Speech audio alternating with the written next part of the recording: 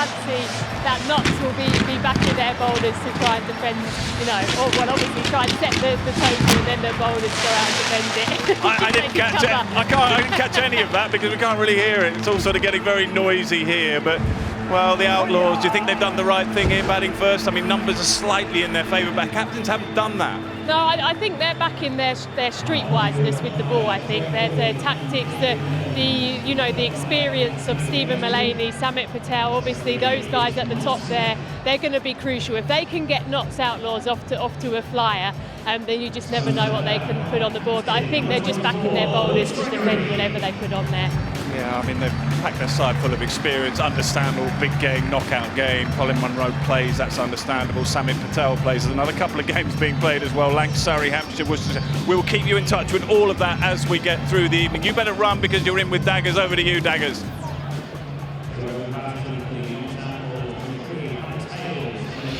Thank you, Nick. Thank you, Lydia. Always brilliant Friday nights here in Taunton. A year and 2 days ago, Somerset demolishing Derbyshire by 191 runs in the quarter-final. Slightly different prospect this evening. Yes, similar side from the East Midlands, but a wealth of quarter-final experience. Joe Clark leading things off for the Outlaws. 430 runs, striking at 161. And a freshly shorn Craig Overton, sporting a brand new coiffure. He kicks things off from the River End. Away we go. Right there. Team news, if you are just joining us, people will be dropping in after the test match when that concludes. 4 changes for the Outlaws.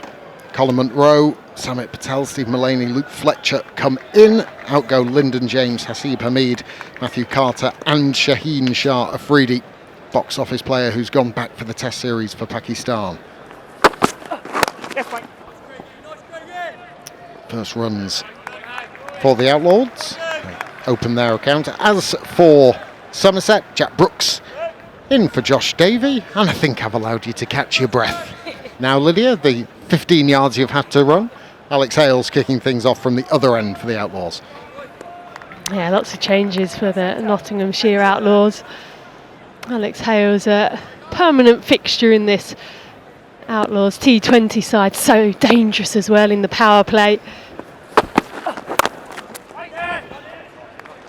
Quite a modest season for him. When you have those standards that are so high, and he's always part of the leading run scorers year after year. 330, 328 for him, striking at 141. It's been a strange old season for the Outlaws. On the flip side, Somerset basically demolished all comers, as Nick Knight said. Gone! That's the way to start a game if you're Craig Overton. Uproot the stumps. Get this crowd bouncing, and the big wicket of Alex Hales. Well, you said it, Daggers. This is a big moment in the game. Only 4 deliveries into it, but Somerset have got Alex Hales. He's the one who can be so dangerous in these games, in these situations. He's looking to go up and over the offside. That's where the option was. That's where the temptation was. Well, Overton has got his man, so that's the end of Hales. He wasn't able to get off the scoreboard. Nottinghamshire 1 for 1.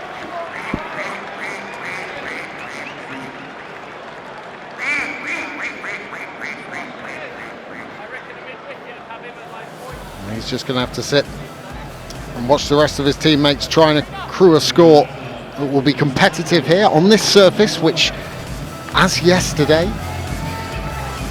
at Edgbaston, is a third-time pitch. Played on against Surrey, played on against Gloucestershire. Match that Somerset lost against Surrey, and they beat Gloucestershire. So a third time. So unsure as how it's going to play as Colin Munro enters the fray.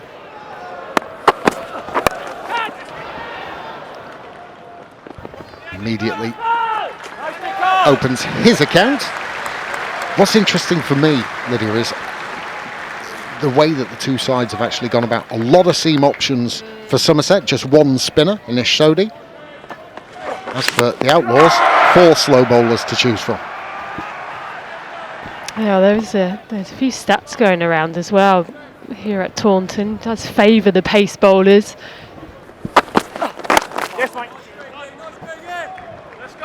you look at the records, spin v pace, 51 wickets for spin, 249 for pace. So that does say a little something about things, but either way, Nottinghamshire, 3 for 1 after the first.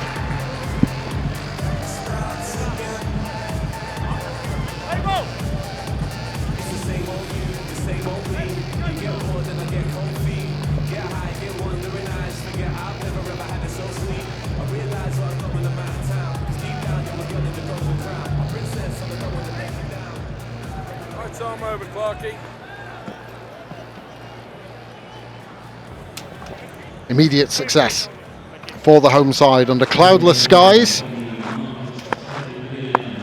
One of the 2 overseas for Somerset. Matt Henry, excellent record, both in the power play and towards the back end of an innings.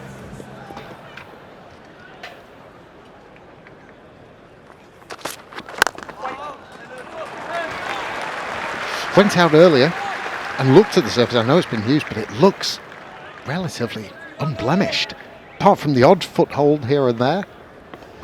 Yeah, I was going to ask you, Daggers, because you did the toss. What did you make of the decision from the Outlaws? Well, Richard Isaacs, our dear statistician, has plied us with many facts about the game. Wait there! And a personal fave was that the last 22 captains in Blast games at Taunton, that's home and away, have bowled first. Now, the last to bat first was Josh Cobb for Northants back in 2020. Now, that's not necessarily paid dividends. Only 9 times the side batting first who have won the toss, gone on to win. 13 have been defeated, so did surprise me a little. The other fact is, usually what captains like to say is they're not quite sure about a surface. They'd rather bowl first and get 20 overs on it just to see what works and what doesn't.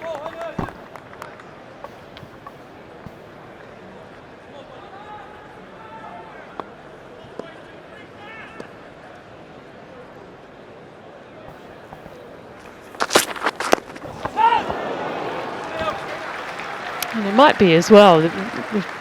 We were told the scores that have been tallied up throughout the innings so far here at Taunton in the early part of the season. They were much lower compared to the last few games here. And it just might be maybe changes in conditions of the pitch, but also teams' expectations. The expectations are, we're going to have to get 200 plus on the board. That's a good run. But it's good pace too.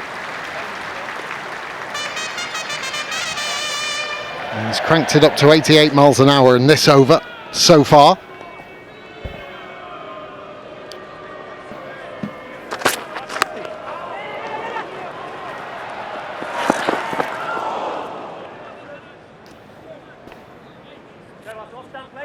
Off stump, man. Want to go right arm over.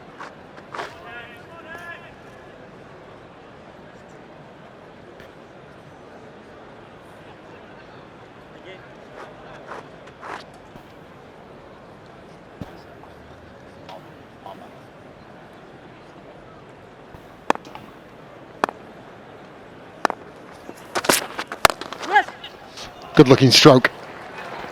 And it may just have enough. Who's going to win, ball or fielder? The latter. Saved a run, did Tom Kohler-Cadmore. Big frame of his, but this is an excellent start from the home side. 2 overs gone, 7 for 1.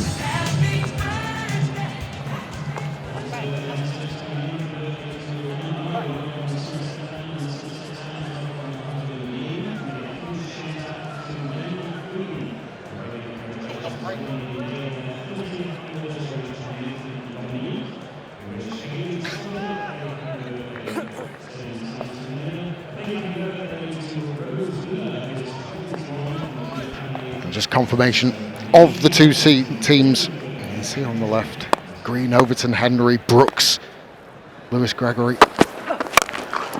Oh, Monroe's got hold of this one. No bother chasing, it's gone all the way. Met with deathly silence around Taunton. But it was an excellent strike, not the length that Overton was searching for. He's got his boundary riders out square of the wicket, so that would suggest he was looking for just that back of a length, but on this occasion he's gone fuller, and that's also just enforced a field change as well.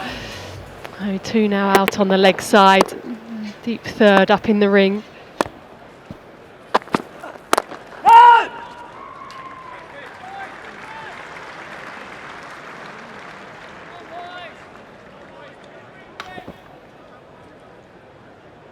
Yeah, that length.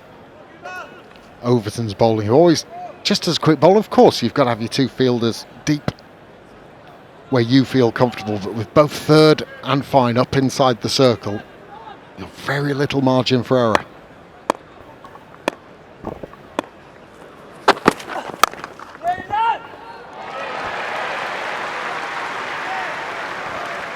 Yeah, that line is so important now as well from Overton. Just with him going for two out on the leg side, he has to make sure he's straight. Middle and leg, that's fine. Even off stump, you just wonder. Monroe still looking to get it through.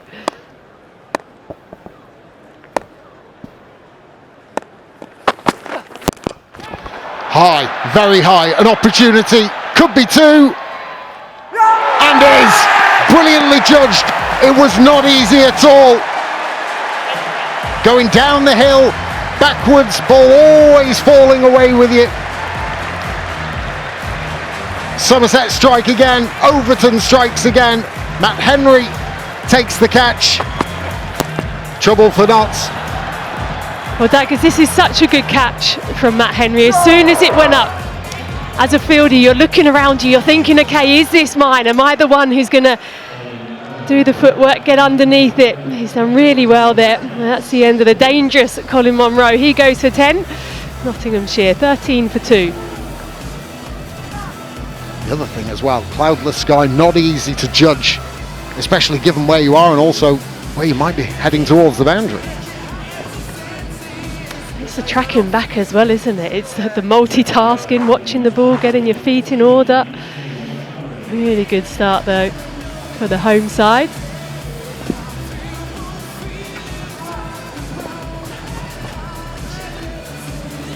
And Matthew Montgomery it is to replace Monroe.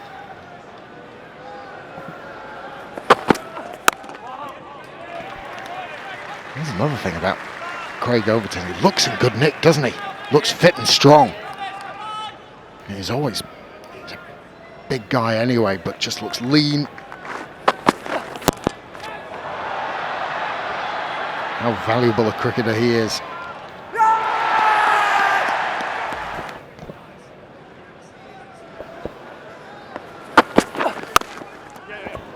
That's sweetly timed. Probably got enough and does. Nothing more than a little bit of a flick of the wrist through the offside and a welcome boundary for the Outlaws. 17 for 2 after 3.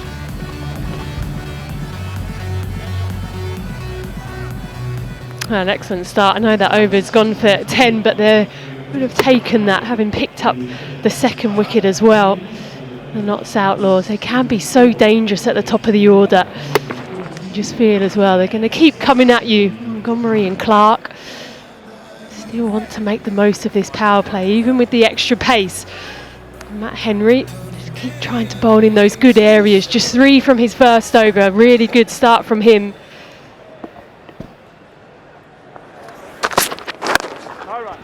I realise Somerset sometimes actually keep their bowlers on during the power play that little bit longer than other sides do, but because of the 2 wickets they've taken, very much more difficult for batters to settle. They're still fresh to Montgomery. Clark, been there 9 balls, has got 2 to his name. Shows you how well they've bowled, how disciplined they've been.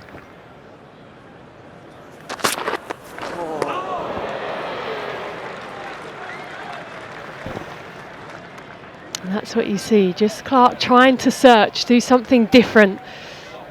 There is a short third in the ring, so anything on that yet would have been a boundary without doubt because of the extra pace from Matt Henry. You just see whirring around in his mind, trying to think, okay, what are my options here?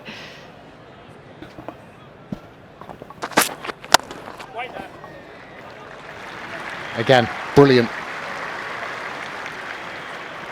from Henry, 87-mile-an-hour Yorker.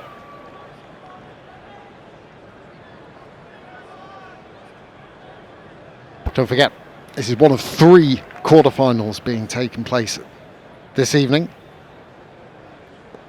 Lancashire taking on Surrey, and Hampshire have got Worcestershire. That kicks off in about 10 minutes' time.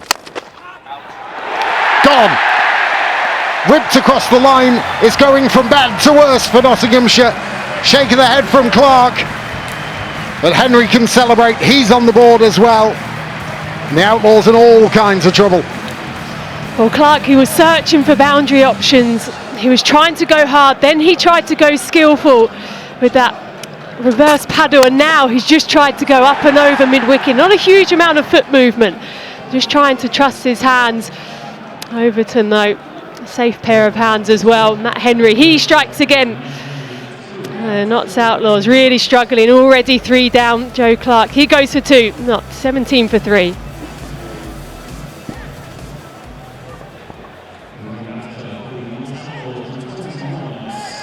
Well, a very warm welcome to those of you who have been watching an epic second day's play up at Headingley. Australia leading by 142 runs, closing on 116 for 4. Here it is one of the 3 quarterfinals to take place in this year's Vitality Blast.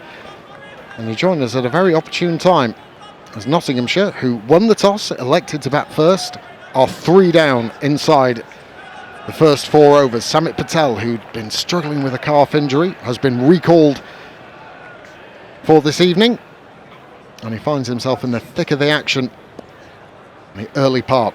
Henry and Overton have been superb. Whoa!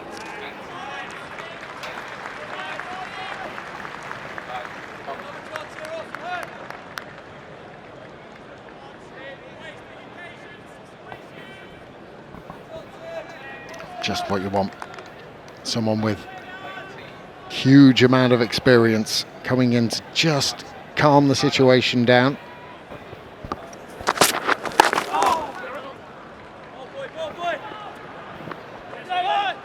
And just collect a couple to get himself off the mark.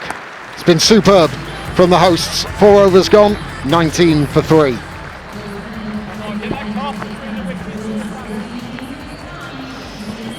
Well, you've already said it, Daggers. Home side have been outstanding with the ball this evening. They've gone for pace off on. They know the conditions here. First to go was Hales, and Monroe trying to give himself some space to go up and over the offside. Good catch by Matt Henry, just tracking backwards. Most recent wicket to go. Joe Clark trying to work it through onto the leg side. Another comfortable catch for Overton.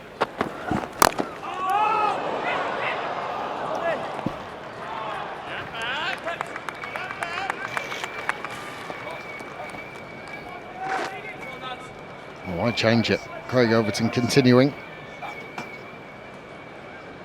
And that's the story of the Outlaws card during the early part of this innings.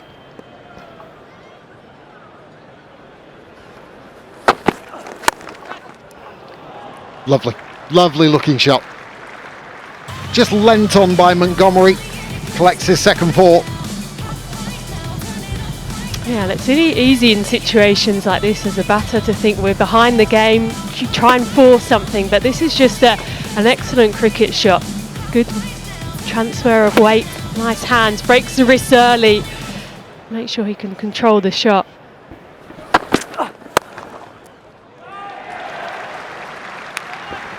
Ben Green, a backward point. Goodness, he's been a vital player for Somerset this year, leading wicket taker in the competition with 26, along with Zach Chappell of Derbyshire. loves himself a mullet and moustache combo.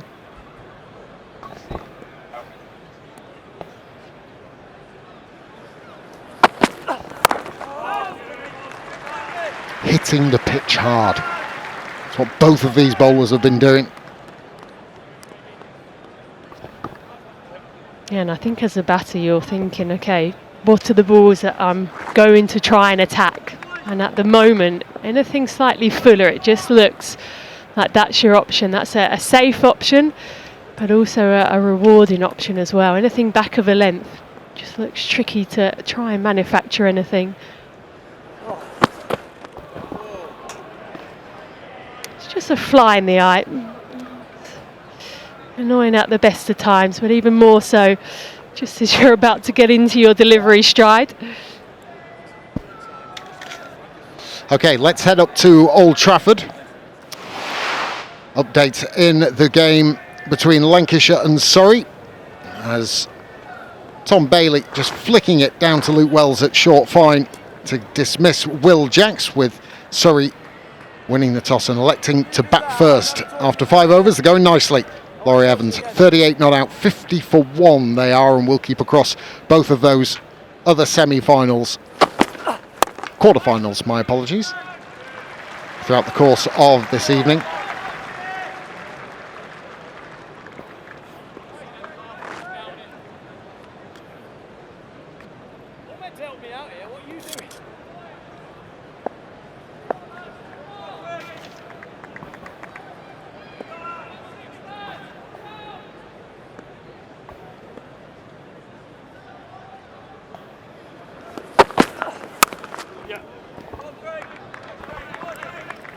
Protection out in the deep via the way of Sean Dixon. 5 overs gone. This has been a superb power play thus far.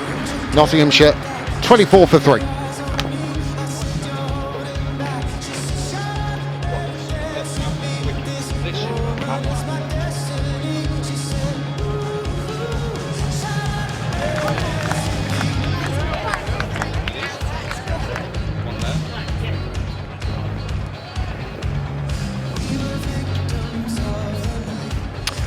Over to go in the power play then. 24 for 3 knots. Remember, if you're just joining us, they won the toss. Stephen Mullaney decided to have a bat first. Jack Brooks, who is in the team, replaced the injured Josh Davey, experienced cricketer. Played 2 games for Notts already this season. Played actually in the blast for Notts as well, Brooks. Oh, just passed. This will run away for a boundary. What have you made of the start, Nick Knight? Well, I thought that first wicket, Alex Hales showing his intent to Overton, was a key moment, because Overton has been so good against, or with the new ball, against top order players, and the length that he bowled, I think Hales felt that he could get to it. In the end he couldn't, and they've just struggled ever since, really. Just high class bowling, really, consistent, reading the game situation well. That, though, will help the Outlaws. Just a little wayward from Brooks initially.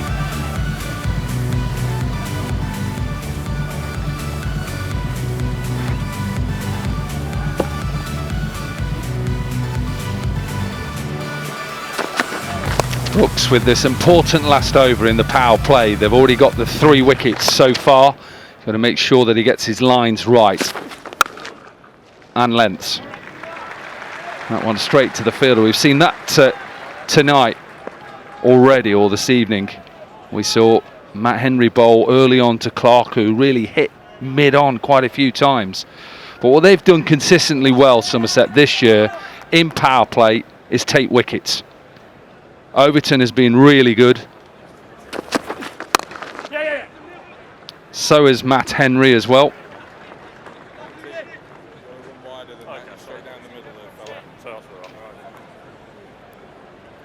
18 wickets in power plays here for Somerset in their 7 games. Yeah, bowling length, essentially.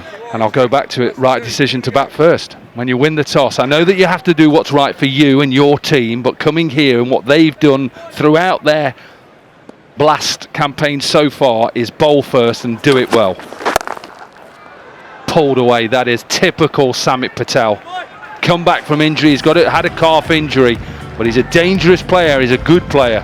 Yeah, and he had a pretty intensive fitness test as well before the game. He and Colin Munro, there was a considerable amount of doubt about whether they would play in this game, and I think it's absolutely right what they've done. They're clearly fit enough, and obviously not 100% fit.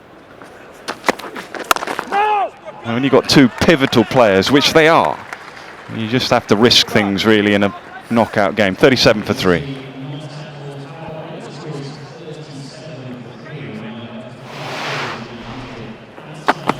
Alex Hales, the moment I was just describing really, length again, length on the odd occasion will get dismissed, but again going for length, and Colin Munro this time can't find the middle of the bat. That's a terrific catch from Matt Henry. Montgomery has played nicely, has threatened, but it's not Joe Clark's night with the bat.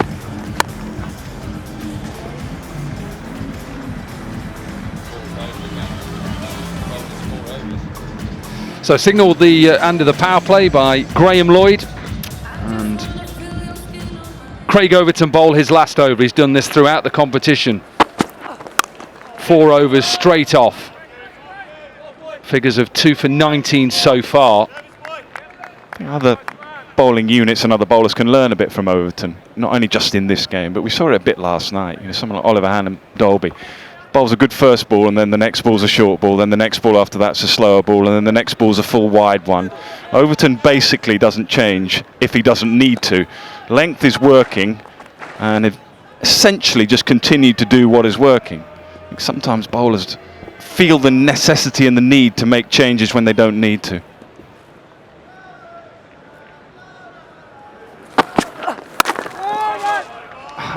I completely agree, and I think this backs up exactly what you're saying. Is sometimes you can overthink it as a bowler, that you have to just change your length, change the pace. 70% good length. Good length. If somebody's good enough to hit you off that length, then you change. But that's why I highlighted the point about Alex Hales, because Alex Hales knew that game. He knew what was coming. He knew where he was going to bowl. He just couldn't quite get it right. And that then might have made the dynamic of that contest very different. If Alex Hales had run down and hit that over mid-off for 6, then Overton's thinking, hang on, do I hold my nerve and bowl length again? That's where the game gets injured. It didn't happen. Well, what was interesting, he spoke to me earlier, and I know we put it on Sky Sports News. I said, well, what is your plan tonight? I'm going to have a look and get in. Obviously, that changed from when he went out there. Did he give himself one ball? And he won't be speaking to me again before the game. Oh, that's the weight. Whether that is given a no ball because of height, it will do. Given one, not a free hit, but it's a no ball for height. Not a tall batsman, is he, Samit Patel? Yeah, overhead height.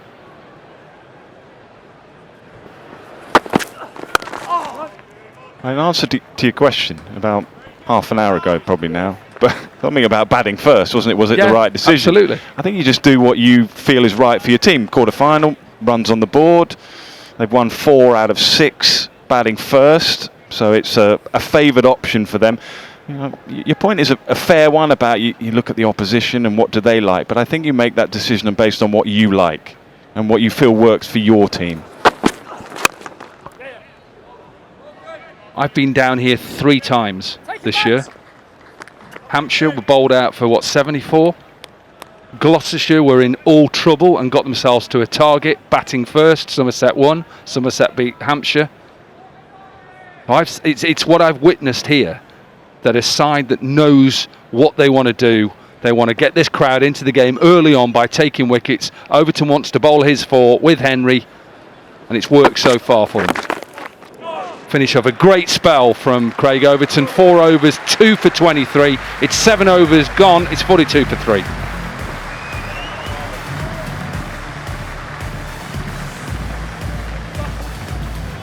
And I know we've just shown that about bowling specifically in 2020, and them lengths are good. I think all cricket. I was at Headingley yesterday, Australia under pressure with and England taking early wickets, and Travis Head comes in, they've got no slips and 4 on the hook. The ball is going all over the place. If it's good enough for the best batsman in the world, Labuschagne, Steve Smith, why is it not good for Travis Head? So I think sometimes you overthink it, bowling coaches, tactics. Keep it simple.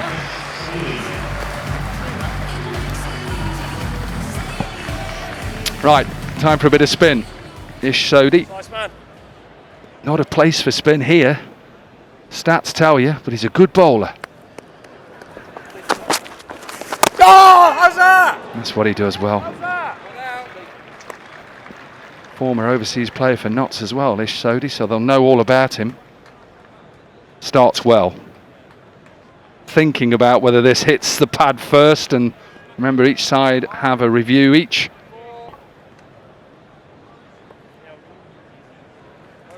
David Milnes, you could hear him counting down there. 4, 3.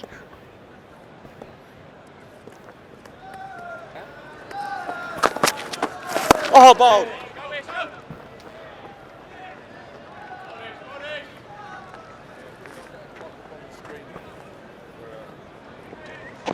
Now this is what they were discussing, whether it had hit the pad first.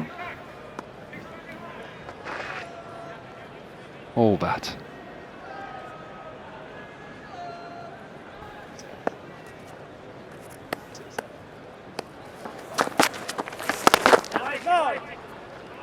Surprising is the average score here, isn't it? Because you come down here and everybody thinks it's a road and you should get 200. Yeah, we made that point at the top of the show. I mean, former players like us and current players, they come down to here, think it's a belter, got to score runs, big runs, small ground, sun is shining, but average score 159. It's a little lower than we thought. It's the second lowest. Second lowest in the competition this year of all the grounds. So it just shows you that perhaps you don't need to aim quite as high as perhaps some sides are, and maybe that's why some sides have come a little bit unstuck against a side that has won 12 out of the 14 games, which is the first time that's ever happened. Just enough turn, not a lot.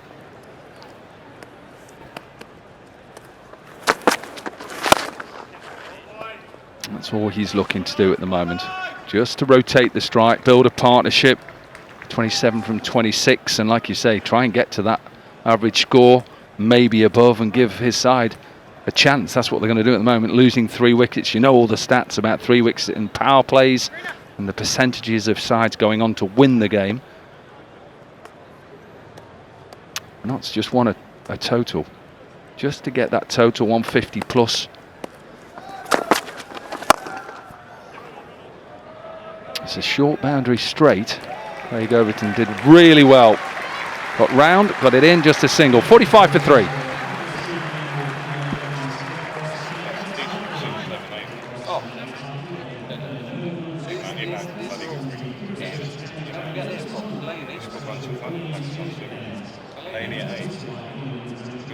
DJ Calvin Harrison. Don't forget Luke Dean.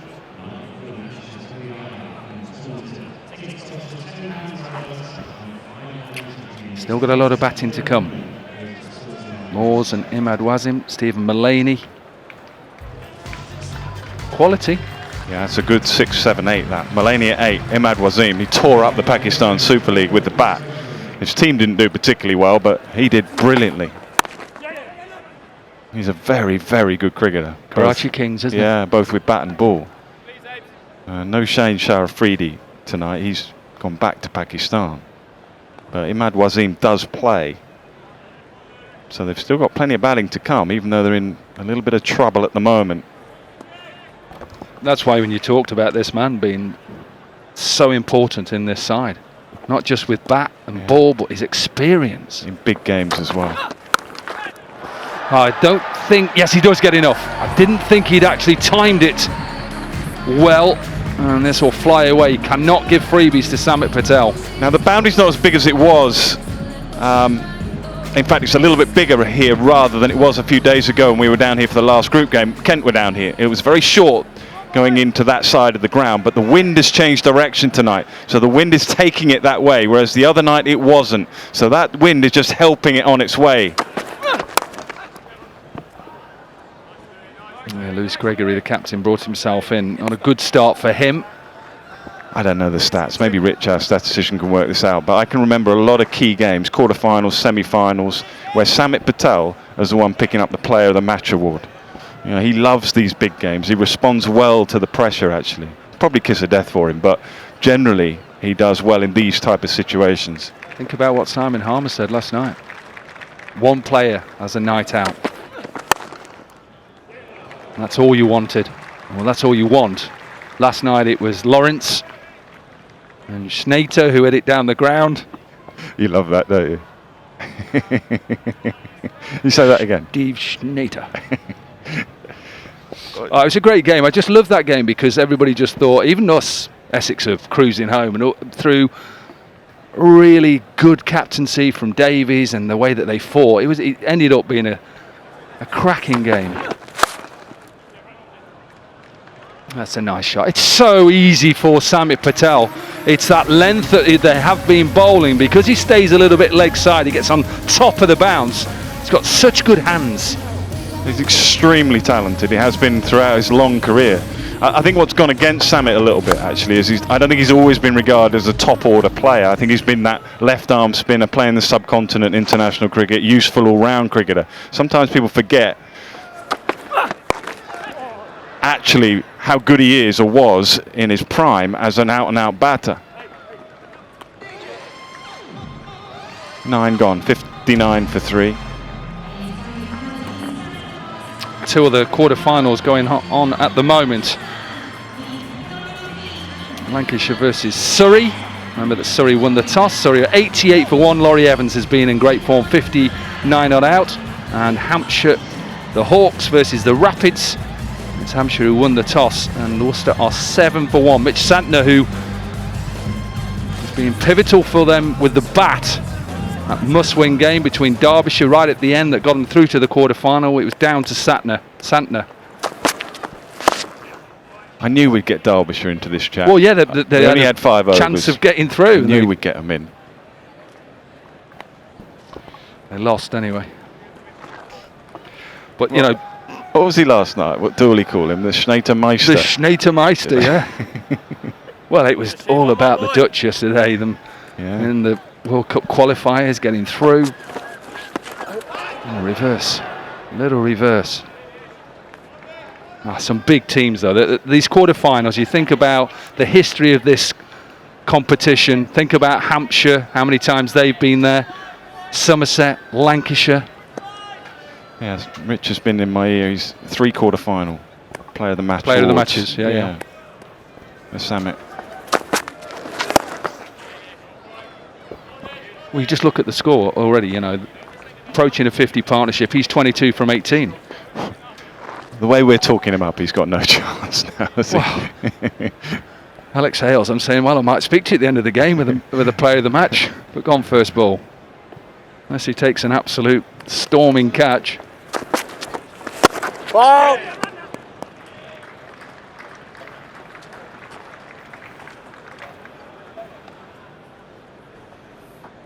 It's just repair jobs in 2020 as well. And you lose those wickets. I know a lot of teams just keep going and going, but I think it's a little bit different in that quarter-final. We talked about the pressure yesterday on the players, the fact the one game away from finals day and all that brings. I think he knows Samit Patel. He'll be speaking to Montgomery saying, right, let's get to 10 overs, see where we are. Then that next period between 10 and 15, what can we get there? 30 balls, can we get 40? That takes us then to 110, and then 50 or 60 in, gets us to over the average score, and then that's it. That's how you try and put it together. Square sweep, really good shot from Montgomery. Boundary to finish off the 10th over. It's halfway, 68 for 3.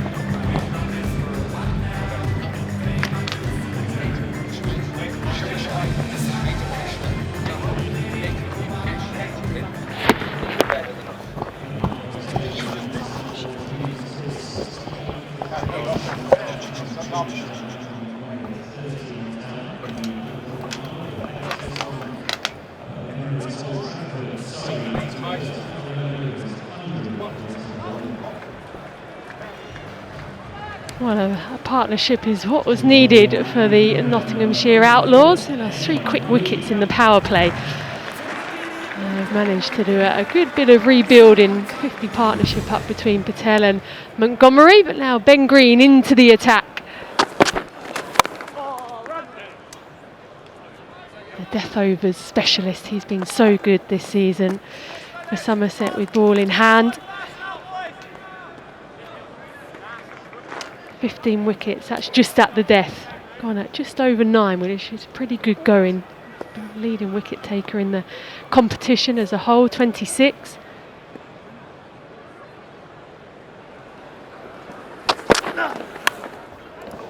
Oh, pace off, but that's missed everything.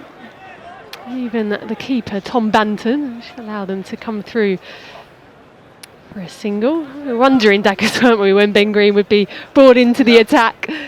Yeah, when you got that many wickets in the competition, you do wonder. And he's a bag of tricks, is Ben Green. You see that little off cutter. Well,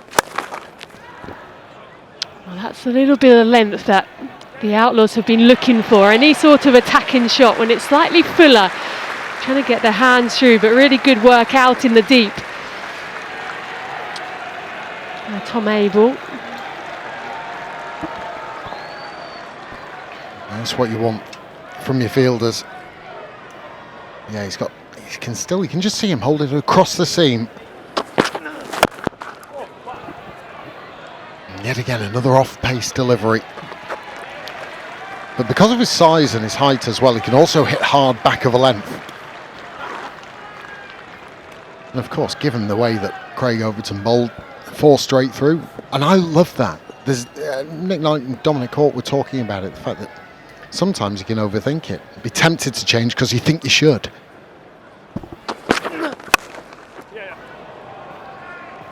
Oh, I managed to slice that away. There is protection out on the offside, but it's pretty straight, so welcome boundary for the Outlaws. Yeah, absolutely. I think on that as well, Daggers, it's how often do you hear it that as a captain they've just kept a bowler on, just one over too many. And on this occasion, I think they're absolutely right to have gone the way that they've done. Overton and Matt Henry were outstanding.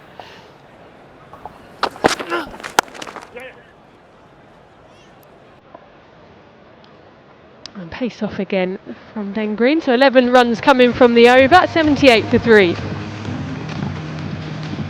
Yeah, this partnership, after being 17 for 3, I mentioned about Samit Patel being that calm head. He's been there a long, long time. In Nottinghamshire, played T20 cricket round the world. This partnership now 61 from 45, so he's got it in pretty even time.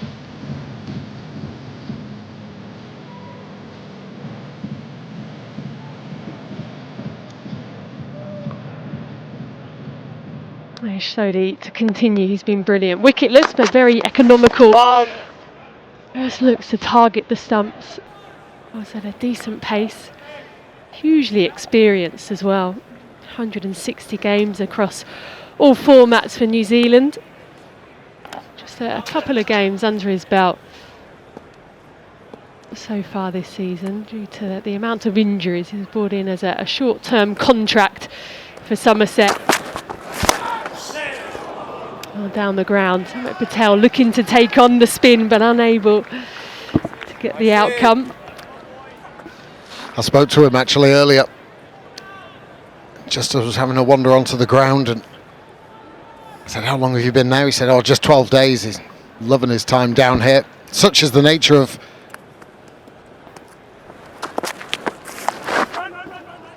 these players that do play franchise tournaments around the world.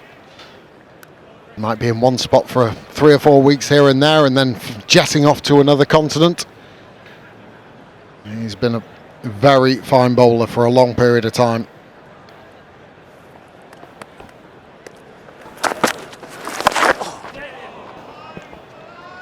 Oh, Patel still looking to go big that leg side, but not able to connect yet. He's connected with a couple. He's frustrated with himself. Nice eyes.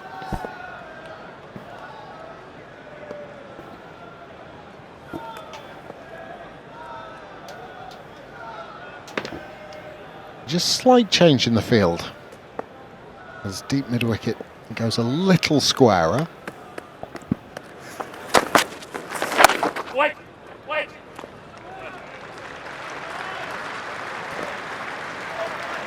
This really is excellent work from Vish Sodhi. He's bowled into his field. He's made that field change that you've mentioned, Daggers, probably so that he can bowl slightly straighter.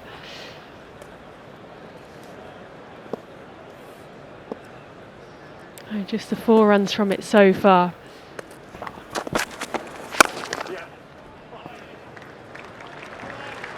Really is excellent stuff from the home side. Just the 5 runs coming from that over. 12 overs gone, 83 for 3. So lots of other games, well, 2 other games going on at the moment. Of course, the quarter-finals, Laurie Evans was going nicely. Made a couple of excellent shots. Able to manoeuvre the ball around. 360 game, just power as well from Laurie Evans. We're been used to seeing that throughout the Blast season. Helped along the way, but a little bit of a misfield by Phil Salt. Don't often see that. And then the eventual wicket. So 2 other Blast quarter-finals, Lancashire Lightning v Surrey. Surrey won the toss earlier on. They chose to bat. They're 110 for 2. They've just lost Laurie Evans. He was going really nicely. Yeah.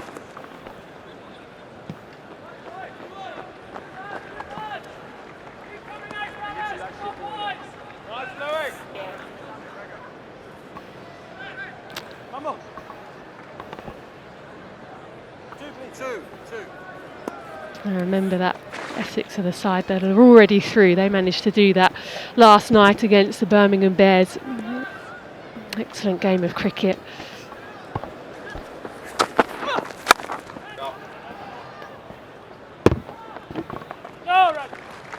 You were there, Daggers, last night. Well, they tried their best to lose it. It was only thanks to Shane Schnater who hit that ball in the final over for 6. And just on that other score, Worcestershire Rapids in all kinds of trouble at the Ageas Bowl. 18 for 4 in the 4th over. A lot going on at Worcestershire as well. I heard the news this week. Dylan Pennington and Josh Tong, both of them leaving New Road. Mitchell Santner got 13 of those 18, but they're in a world of trouble. Hampshire old hands at this quarter-final stage. Ball straight through. Samit Patel, he had been searching for that big shot. He didn't connect with a couple, and this one wasn't able to connect either. So that's another big wicket. Patel, he's gone for 30. And Gregory, he strikes. So Nottinghamshire Outlaws back on the back foot. The host side continuing to dominate. He saw it going a long, long way. Samit Patel, the head just lifted that moment too soon. Gregory with the dead eye. Samit Patel goes for a well-made 30 though from 26. It's 86 for 4. Who's your mate, Daggers? Stumpy.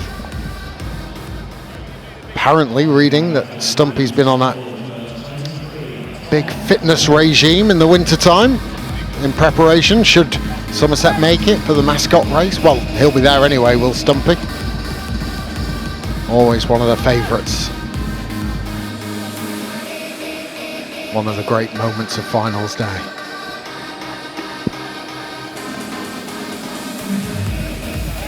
Tom Moores. He's been the player who has been able to get the Outlaws out of trouble a few times so far this season. Was in good form against Leicestershire the other day, 68 of just 40 deliveries.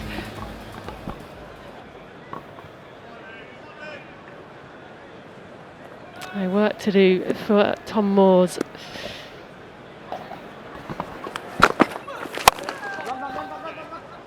Off the mark straight away.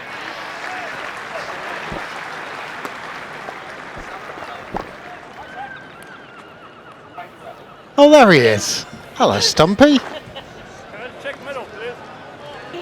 Now you see he's got hands. He's actually a wyvern. He's not a dragon, he's a wyvern. And you know the difference, of course. I'm afraid I don't, Daggers. Fully useless dragon information. Oh, nicely worked. Allow them to come back for a couple, but again, good work in the deep by Somerset. Will Smead running round to do the work. So a couple of runs to finish the over. 13 overs gone, 89 for 4.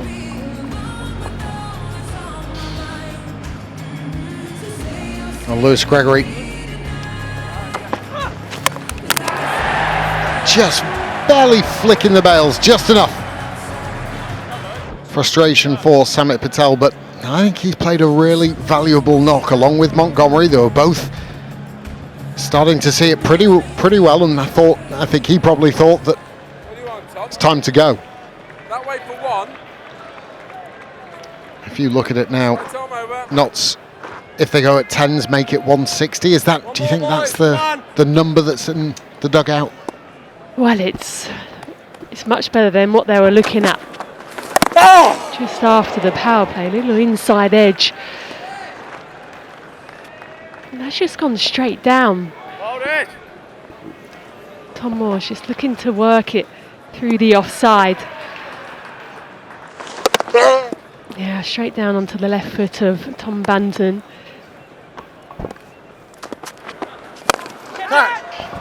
Oh, shouts of catch, but it's pretty flat. And just a single. But yeah, I think, Daggers, from the position they were in, you would suggest that actually, if they can have an excellent finish, obviously you'd hope that Montgomery can stay there. He's going nicely, 43 off 32. Moores as well, who has been in good form, played some really important innings for Nottinghamshire. Get there, Luke. And you just never know, do you? And also, when you've still got plenty, they're back deep, the Outlaws. Imad Wasim, Steve Mullaney still to come, Calvin Harrison come back.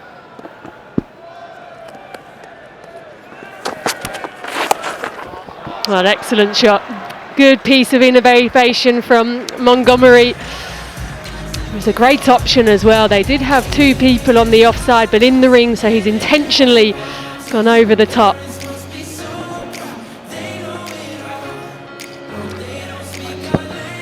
Just fabulous technique. Position he gets himself and allows the elevation to get over the infield. Come on, let's get that. Let's see.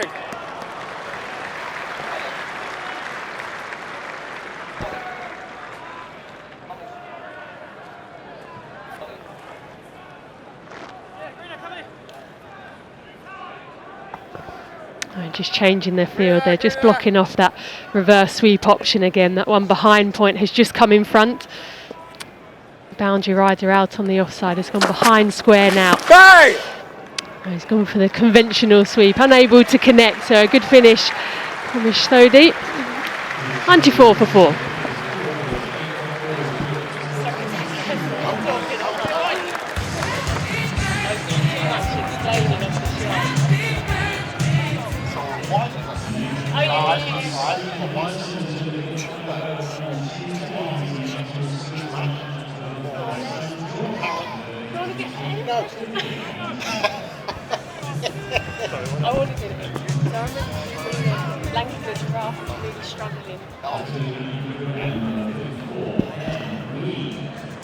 Ben Green, no doubt, will bowl his full quota this evening. The death specialist has been very good for Somerset throughout the Vitality Blast campaign. 10 off his first over.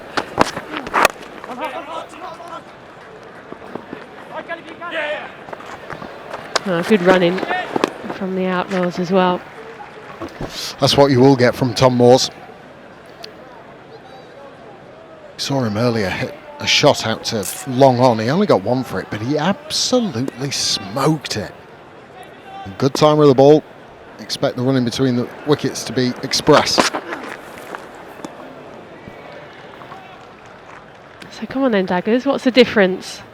The dragon, and what was the other one you said? A wyvern. So what's the difference between the two? I'm sure everyone's desperate to know. Well. I was desperate to know. Be that as it may, I'm not sure everyone is, but The Wyvern has 2 legs and 2 arms. Dragon has 4 legs. And I think in a mascot race, that's got to be a big advantage. You know who I was worried about in the last mascot race? Well, first of all, Simon Doyle, because he was doing the commentary on it. Hyperventilating. He was. But then I was with him. I didn't help. Poor old Lanky, the giraffe of Lancashire. He was the one that I was most worried about. Full toss. Shouts of catch. And a missed opportunity. It would have been an excellent grab, but it's just gone straight through. Tom Abel again marshalling that leg side boundary. It does go through for a boundary. Well, if he doesn't grab it, it couldn't be caught. He's a fabulous fielder as Tom Abel. He made all the ground was going so quickly. Such a difficult chance. Board is 50 up as well for Montgomery, but it's just given another chance, and this time it's taken. Overton has taken an amazing catch, running in from the boundary. How often do we see this? He's got such a good pair of hands. And that is the wicket they wanted. Montgomery, he was just pressing that button. Well, you cannot keep him out of the game. He bowled beautifully, 2 for 23, and having the speed to make the ground. It was in the air a long time, and that is a fabulously judged catch. High class cricketer. Excellent knock from Matthew Montgomery, 51 from 38. He perishes, 102 for 5.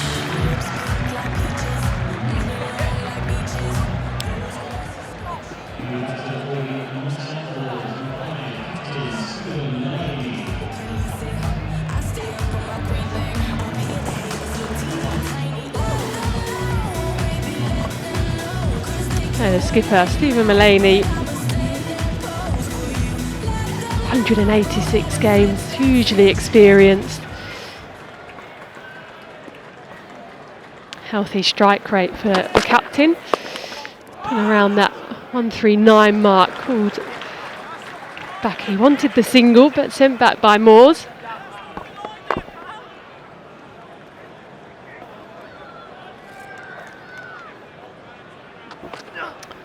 A little shimmy. You can see he just got it on the toe end.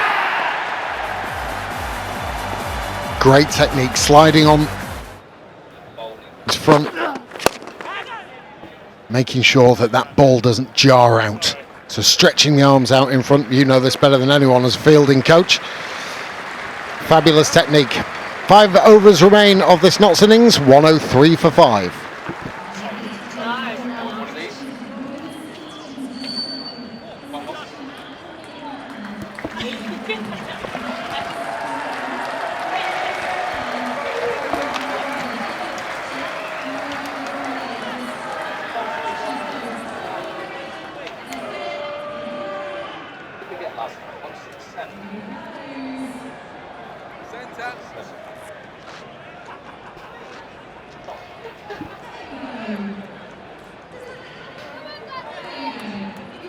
Lewis Gregory returns, made a real impression on his return to the side in the game, the last group game here against Kent, with bat and with ball, player of the match. It was a great comeback for him, having missed 3 games.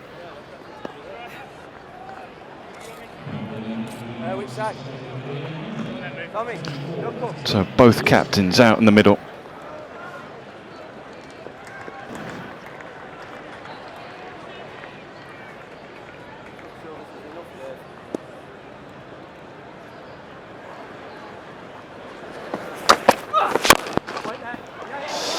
Lovely strike. Now Tom Moores has been in some good form coming into this game.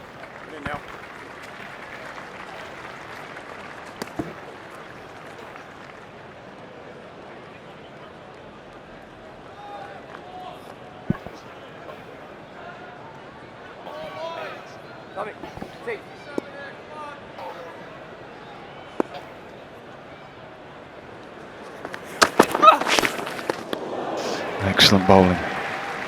Looks fit and strong, Lewis Gregory, getting the ball through nicely. just picking up Stephen Mullany.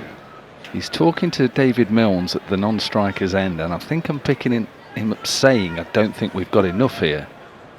So he can obviously judge being out there, and they're probably trying to get themselves to that 150, 160. Oh no, simple catch. They fielded quite well, in fact more than quite well. Ben Green puts down a pretty simple catch. Yeah, the only thing you can say is that the sun, I don't think it is, he's got a cap on. Got to take these. You have to take these, especially Moores. He's dangerous because he hits it in those pockets. Very strong over extra cover, mid-wicket regions. Got to take those chances. And I think listening to what Mullany, just having a chat with David Milnes talking about, I think they realise they've got to get on with it now. They have to. Got to get to 150 minimum.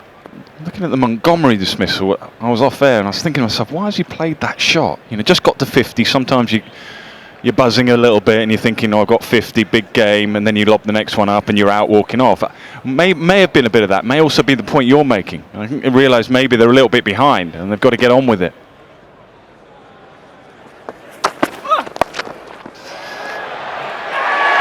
Simple. Moores, well, he had a life just a few moments ago, and that will not be dropped on this occasion. They're in a real pickle now. The Outlaws. Mullany saying they're not perhaps where they'd like to be. That's not helping.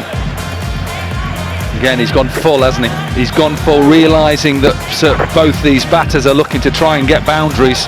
He tries to go for the scoop. I think it comes off the bottom of the bat. It's an easy catch for Sodhi. Somerset in control of this quarter-final at the moment. The dangerous Moores goes for 8. Notts in trouble, 108 for 6.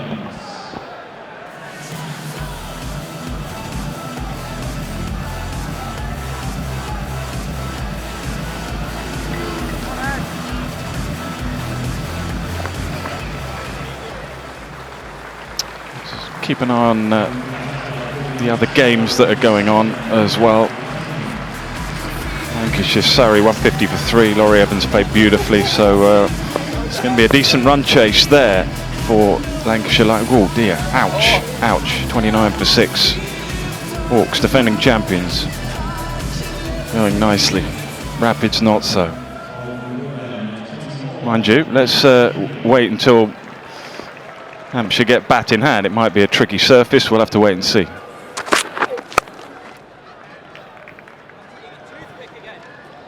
Well, we're not at Hampshire, but 29 for 6. I think I know who's winning that game. Yep. Whatever the surface is like.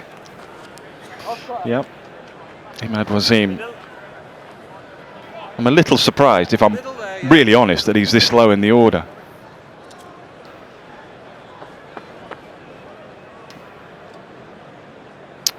That bottom there, 92, Islamabad United in the PSL. I was there for that game. It was eye-catching.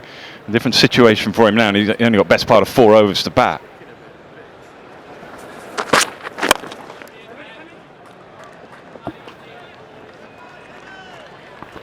He's a good player, but they need a little partnership here. What is the left? 22 balls. Get 40. Gets them to 150. You still think that's not enough, but a chance.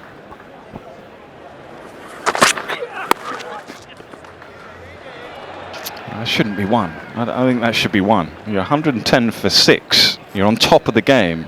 I know you're trying to save boundaries and you're sort of hanging a bit back on the edge of the circle, but you've got 2 players who just come to the crease. Yeah, I'm just a little bit, I get it, stick on the edge.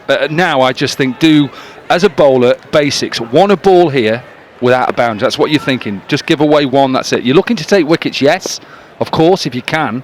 Be happy with just 1 a ball here. Hammered away, but Overton in the deep has been outstanding. He's had an outstanding match so far. Great with the new ball, good catch.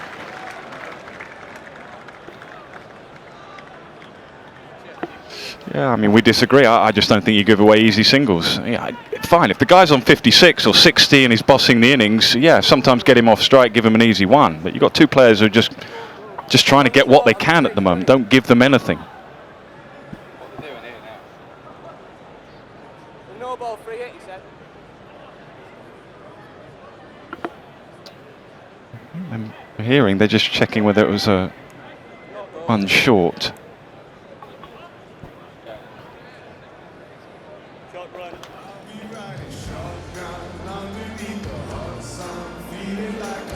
Looks all right, doesn't it? It's fine. Absolutely fine. See, Corky, 1 run, crucial. You're a bowler. I'm a bowler. You're a batter. It's just different. I look at it from a lot of I see your point. things. I just think if you're Somerset now, you're happy with giving ones away. That's fine. Absolutely fine. What you don't want now is just the momentum shift that sometimes happens towards the back end, where somebody like Imad Wasim comes in, Mullaney is there, and they get to that 40 runs, and then they get to that 150, and then all of a sudden, even though it shouldn't be enough, that team, as in Notts, just have that bit of momentum going into it. So cut the boundary option off, make them hit it out the park, and you might get another wicket. Finds the gap and finds the boundary. Not a bad delivery by any means, but good use of the angled bat and a boundary to finish the over. 118 for 6.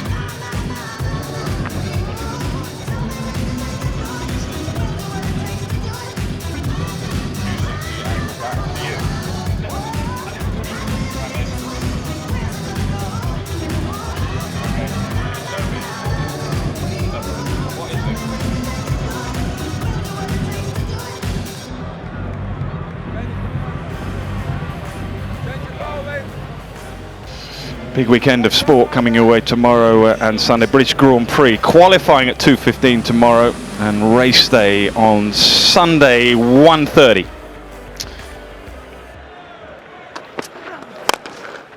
Hammered, absolutely hammered, and just enough elevation. Boy, that was close. Well, you need to have elevation to get over him as well. The big lad. Have the right fielders in those places, just gets it over. You called this, didn't you? Imad Wasim is a dangerous player. Got off to a start now in this over. 6 first ball, he's just going to keep going now. Green has to get it outside off stump wide at him. Wonderful shot, wonderful fielding. They might just check it, but Craig Overton, take a bow. Take a bow, get him in. I mean, get him in the England side at the moment. Get him in the squad. Bowling well, fielding well.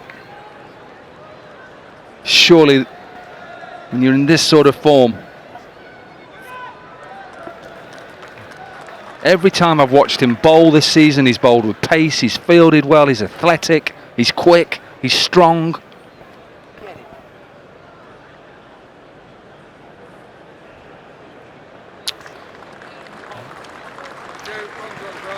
Ben Green under a little bit of pressure. He is the leading wicket taker in the competition going into this game. And he's just feeling the pressure a little bit at the moment. Might have been a little unlucky as well. He didn't get a wild card pick, I don't think, for the 100. Ben Green, yet he's the leading wicket taker in the blast. Now you can see what he's trying to do, go wide at him. Wide because of his setup. He wants to hit straight back over your head. He wants to go mid-wicket. Smeared. And good work. Cool, they've been so good in the field. We talk a lot about the batting and the bowling. Don't forget the impact of their fielding tonight, Somerset.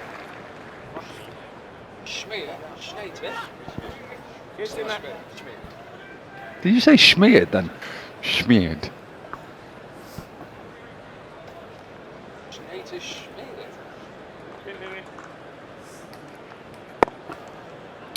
"11 runs from the over. 3 to go. Need a big over here."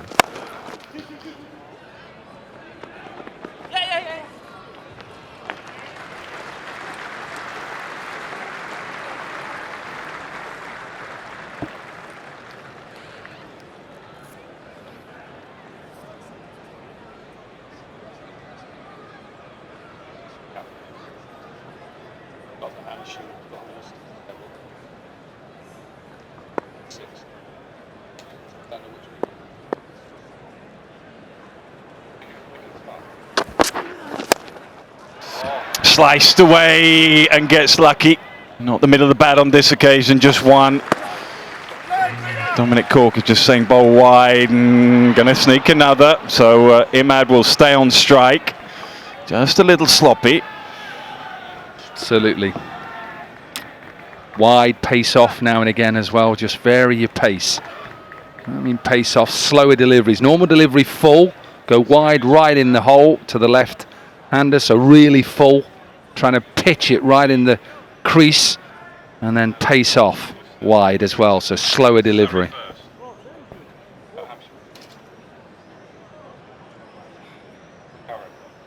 Sam Curran, Tom Sinch.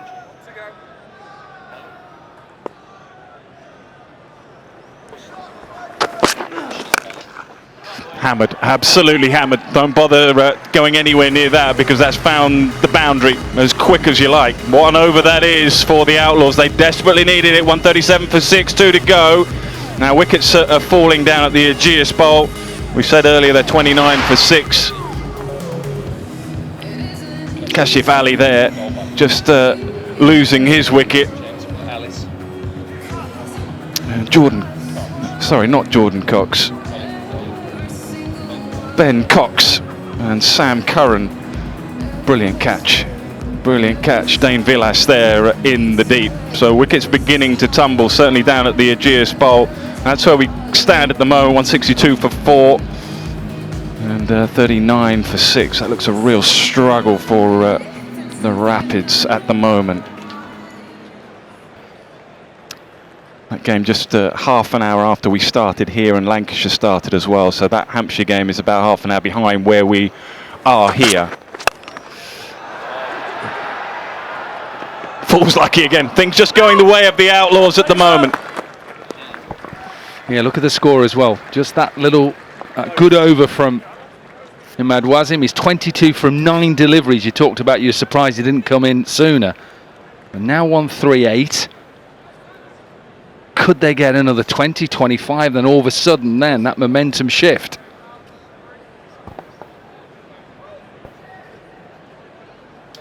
Yeah, I mean, I said it before it happened, really. I just felt they got their order slightly wrong. I think they can use this lad a little better than they have.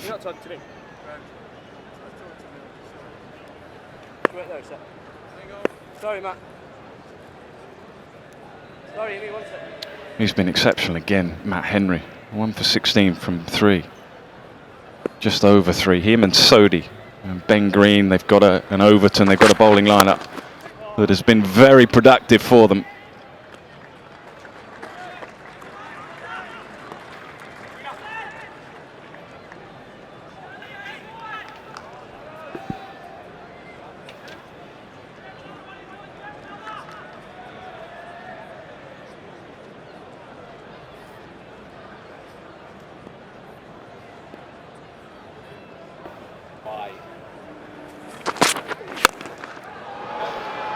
Slower ball, I think, and picked up and dispatched. Stephen Mullaney joining in the fun. Imad Wasim at one end and Stephen Mullaney, they're just powering the Outlaws into, well, not a desperate situation now if they get up above 160. I think he picked it straight away. This is what Matt Henry does at the end. Wants to bowl slower deliveries wide. Wants to be hit on the offside, but Mullaney will go across and pick it. What has Henry got now?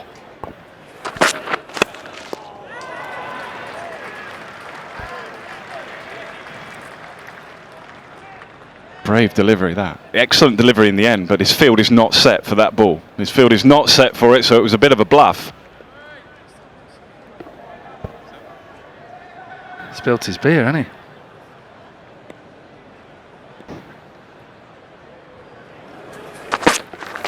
Oh, hello. Don't think he'll get away with that. Given. Milnes is giving it. Is it Milnes? Yeah, Milnes is giving it.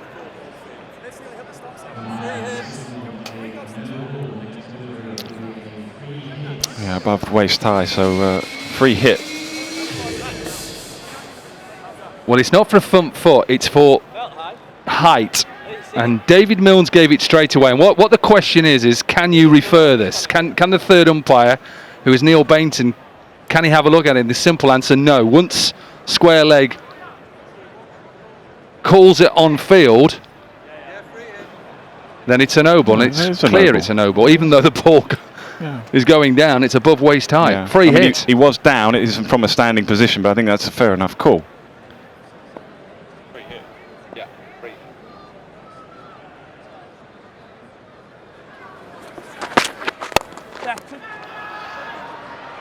Free hit, so they'll just keep running.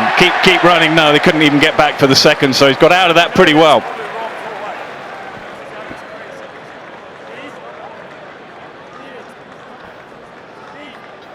That's good awareness by the fielder. Sometimes you forget when you're underneath it that you're taking the catch. You give them another single away. Catch it, get it in. The other thing is the crowd were pretty on it as well, because there was no announcement here, and often they're so passionate here. They see a catch taken by one of their team, they're all up and cheering, but they realised that that was a free hit. Drops it. That's a drop. That's a drop. Check whether there was any connection on there or not, but it's 11 runs from the over, 148 for 6, 1 to go. I think that's a drop. I think that's a definite drop. Given a run, reverse sweep, not sure he should be doing that, just belt it out the ground. He gets straight off the face of the bat. Maybe did him for a bit of pace. Good spell though from Matt Henry, 4 overs, 1 for 27. Your eyes are good, aren't they? Have you spotted that from here? I've had operations they're done.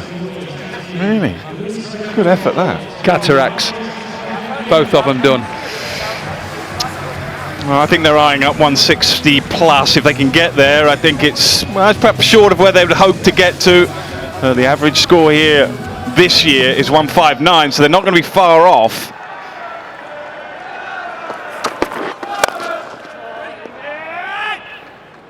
Frustration for Imad Wasim. Yeah, he's screaming at himself, isn't he? He thinks that should at least go for 4. I'm not sure he's getting that sort of length back over the bowler's head. Gregory with into his last over, bowled well, 2 for 26. What is Mullaney looking here? Is he looking to go over extra or straight? Brave delivery. Brave delivery and rewarded.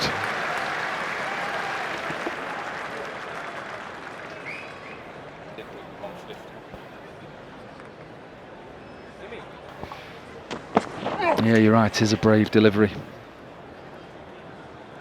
The only other one there is to dart it right at leg stump. I say brave because the field's not set for that. I think he followed the batter on that occasion. You only got to slice that away, it's 4. You see there, no third man, no deep point. Excellent bowling, that's so good. You cannot get underneath that at all. Lewis Gregory. What do you do when you know he's bowling that length? What can you do as a batter? Can you walk down at him, go deeper? What would you do in this situation? Well, you just look. I think the players these days see it differently to the way we did, Corky. They don't so much worry about the field as we used to play the field and try and hit it where the fielders weren't. I think they've got so much more power and confidence now than we had. I'm not sure they worry too much about the field, but you look round and you know that third man is up and fine leg is up. So you're thinking, can he use the pace? Maybe slower balls are coming. Plenty of slower balls. But is he brave enough to bowl that to Imad Wasim on 25 from 12? That's the problem. That is the only problem. It's a brilliant delivery. There's not much he can do. Yeah, you just got to take it. That as a bowler, it's nearly a perfect Yorker. Because what you're trying to stop Imad Wasim doing is getting underneath it to get that elevation and height and distance. Just not quite full enough, is it? And hence why he gets the inside edge, runs away. 155 now, 2 balls left. Could get over 160. Well, that's a gem of an innings. 29 from 13. He's giving his side a little bit of hope. Invention. He's missed out there because Imad Wasim, I think he really fancies this last ball, but Mullaney's saying 1, and I think they probably could have got 1. I don't think he needs to play that shot. I think he's so good to hit it down the ground. Just hit it down the ground. I think he's saying that to himself. Yeah. I think he was thinking it might not be a slower ball. That's the problem. It was a slower ball, harder to follow the ball when it's slower. Last ball.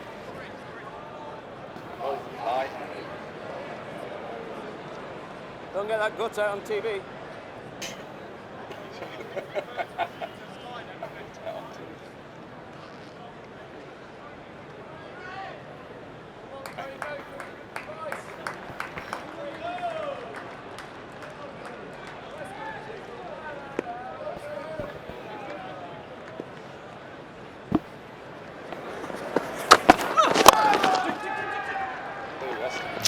Brilliantly finished, and more good work in the outfield. Boy, they fielded well. They've put down the odd chance, yes, but generally the fielding has been high class.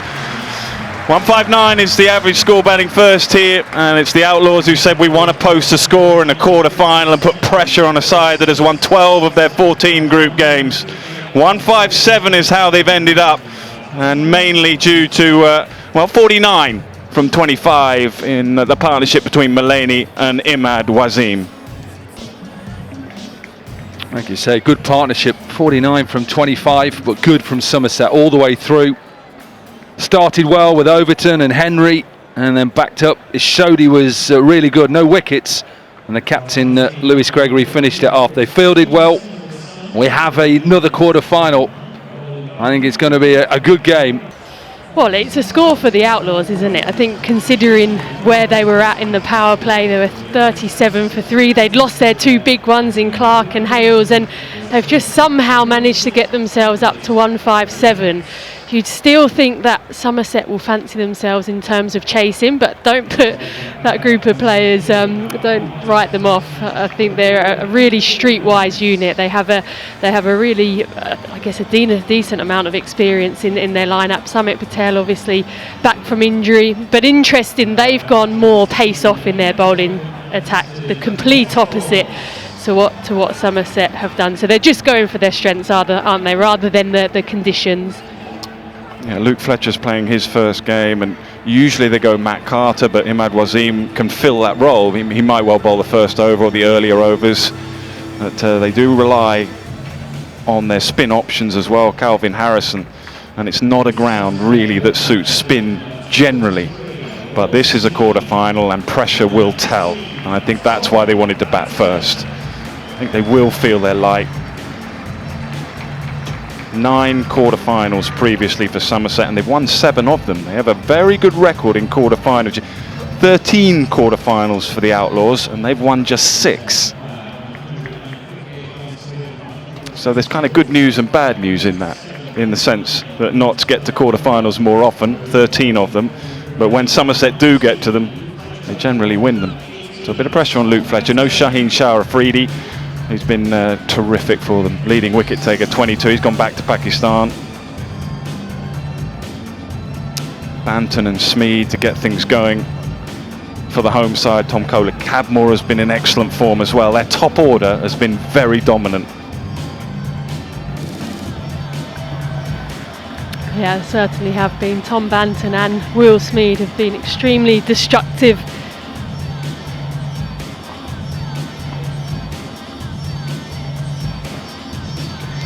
So it will be Luke Fletcher, ball in hand. We were wondering if the Outlaws might stick to their strength, which is generally pace off in terms of Samit Patel. But you'd imagine they're saying to Luke Fletcher, try and bowl that hard length that worked so well for Matt Henry and Craig Overton. Average power play score for Somerset is 58.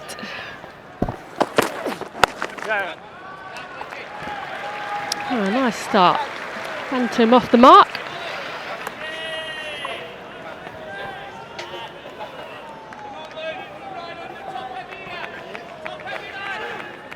Will Smead, who's always been a talent, player who's been spoken about a huge amount, had a breakthrough season. First year of the 100, playing for Birmingham Phoenix. Hard-hitting, powerful. Nice work. Just wonder how they're going to go about it, Nighty. Obviously their natural way is to be aggressive, to try and put the bowlers under pressure. You'd suggest that the total they're chasing is under par, but I just wonder how that will affect them, if it will affect them at all. Well, you have a couple of choices, Liz, don't you? You know what the surface is doing, so sometimes you tailor your attack, if you like, to what the surface requires. If you feel the surface is good, you just play the way that you know you trust and you're good at, and that's to be aggressive. I think that's plan A. If you feel the conditions don't suit that, then you perhaps just go to plan B. But I think the pitch is pretty good. I don't see why you wouldn't stick to plan A. Yeah, I completely agree. You look at the runs that both Banton and Smeed have scored, both over 400 runs. Striking at 153 for Banton, 183 for Will Smeed. Well, both umpires have called it a no ball.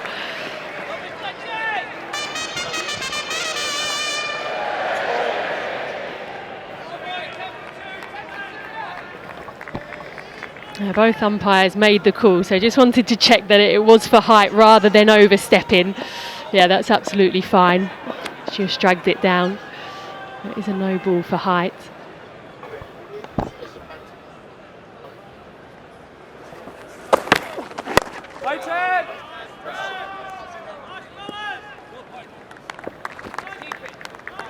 If you look at the lineup that Somerset have as well, I went early when we were at the top of the show, Nighty, and I was very much thinking that the Knots Outlaws would be the team to go for. But I think when you go team for team, you look at the depth that Somerset have had, or they've got, it actually suggests that they've got more depth. You might not be wrong, Liz. You might not be wrong. Oh, that's a lovely strike from Banton. It's a feature that we see, the way that he plays. He uses his crease in control all the time. So first boundary for Somerset. Super talented player. Just not been finding his best form for a little while now, but he is extremely gifted, particularly through that area.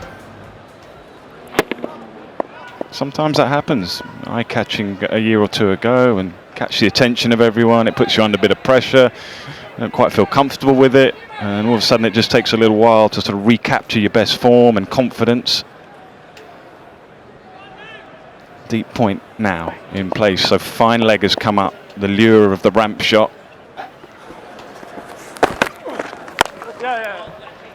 A bit of an off-cutter to finish from Luke Fletcher.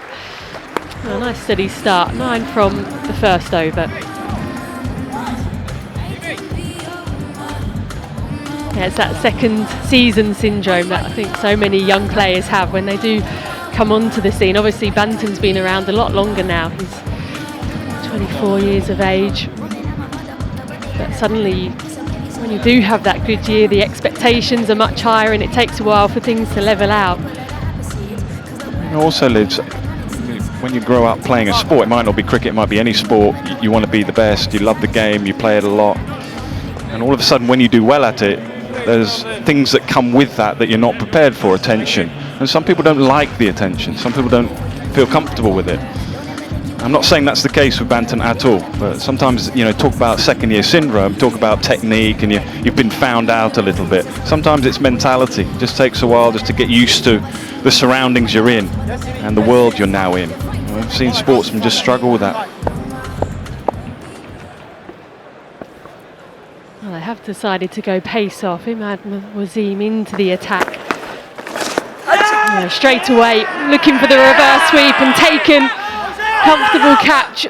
Banton is standing his ground. Doesn't look as if the umpire is going to give it. The Outlaws are convinced that this has hit something. 10 seconds.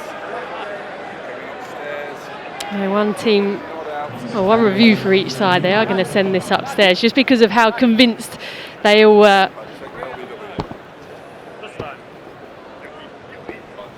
Okay, we've got a player review for a catch. Original decision not out. I'm going to need to see front on first.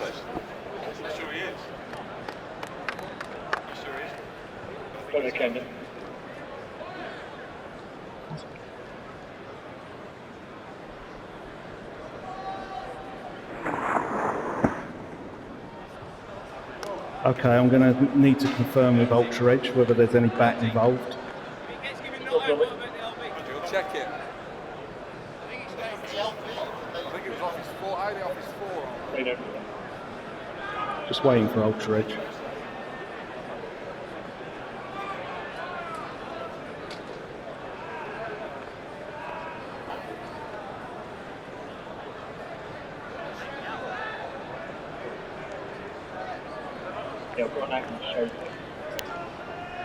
Okay.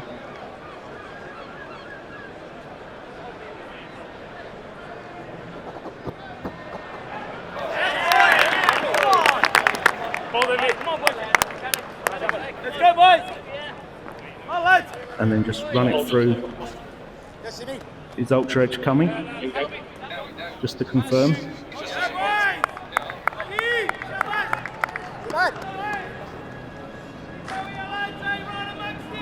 Yeah, there's a spike when the ball is close to the glove. David, I'm going to go back on field to you. I need you to change your decision and give it out, please. Successful review for the Outlaws, and it is Tom Banton. He's been in excellent form and he's gone for 6. Somerset 9 for 1. Just took a little while for Neil Banton, the TV umpire, to make that decision. Always best to double check it and make sure. It does mean that Tom Kohler-Cadmore arrives at the crease and make the move down from Yorkshire. Pretty settled now at Somerset. 459 runs for him so far this season. Excellent strike rate. 141.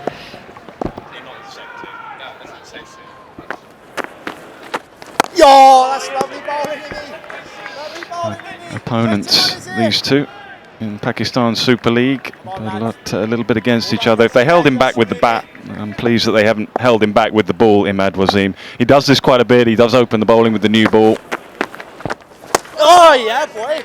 And he just mixes up his pace so well. Generally bowls quicker than a lot of left armers.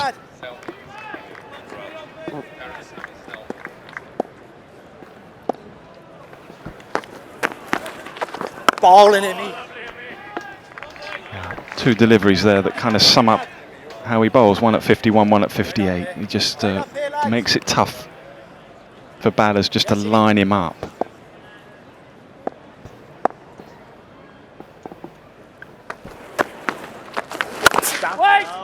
A little bit of a turn, but Kohler-Cadmore unable to get the ball away. The offside field is up in the ring. Oh dear, Liz. Is that a bit of U19? Yeah, no, I can tell. I struggle. I struggle getting up here in the pod. It's about 2 steps.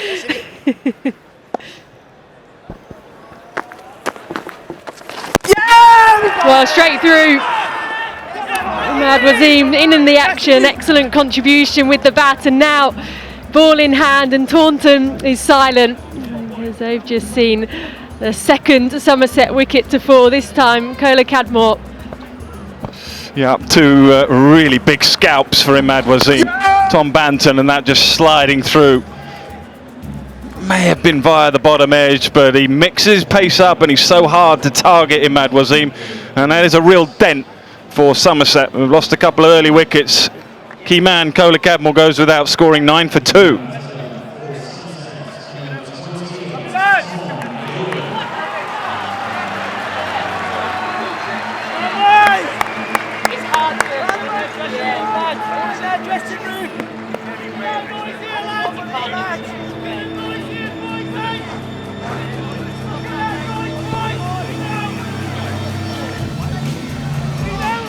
Well, the home side, Somerset, they're struggling. 9 for 2, an excellent over just been bowled. Imad Wasim, excellent with ball in hand, bat in hand as well. Really is making a vital contribution to the Nottinghamshire Outlaws. Able to mix up his pace nicely. Mighty mentioned it. Speeds of between 51 and 58. First one to go was Tom Banton, a glove It was referred because it wasn't given originally. And then straight through. Tom Kohler-Cadmore unable to make a connection. So now Jake Ball into the attack. And the Outlaws going pace on again. He's been good, Jake Ball, for Notts. He hasn't played a lot of the competition. He's played in the last sort of section of it, last half, if you like. 14 wickets leading into the game, I think. He and Shane Shah-Afridi got 22 wickets, were kind of leading the way with the quicker bowlers.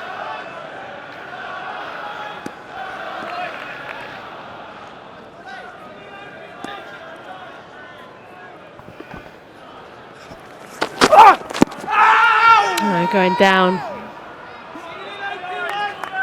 Length was fine, full enough, but just looked as if it was always shaping down the leg side. Bit of symmetry as well. I don't know how you see it, but you look at Overton and the success Overton had from the river end bowling length. Jake Ball would be the type of bowler you'd expect to bowl in a very similar fashion. All that sort of length hitting top of off stump. One of his strengths. Yeah, that's the length that works on this pitch. We saw when the Outlaws were losing their wickets, it was that hard length. They obviously had a bit of extra pace as well, but anything full, you think, as a batter, you need to be capitalising on it. And that's actually what the Outlaws did well when they got those couple of partnerships going with Patel and Matthew Montgomery, and then at the back end, anything slightly full, I think you're thinking that's the one we really need to try and attack.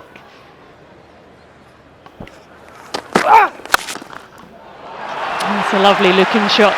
Possibly the shot of the day in terms of technique. And a much needed boundary for Somerset. Cool, that was some shot. That really was. High class from Tom Abel. Not a huge amount wrong with the delivery. You might say it was fractionally full, but look at that. Any young kids watching want to know how to play the off drive, just keep an eye on that.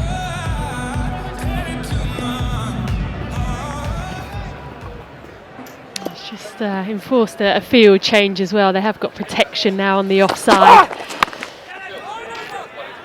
And Ball's just dragged his length back. I think he's the type of bowler, Lids, that if you're brave enough and the scoreboard allows you and you're feeling good about your game, you can get down to him. You know the length generally he's going to bowl. It's just whether you're brave. A little bit like Hale's approach to Overton. You look at the game situation and where you are as a player, but you know most of the time, not all the time, but most of the time it's going to be good length.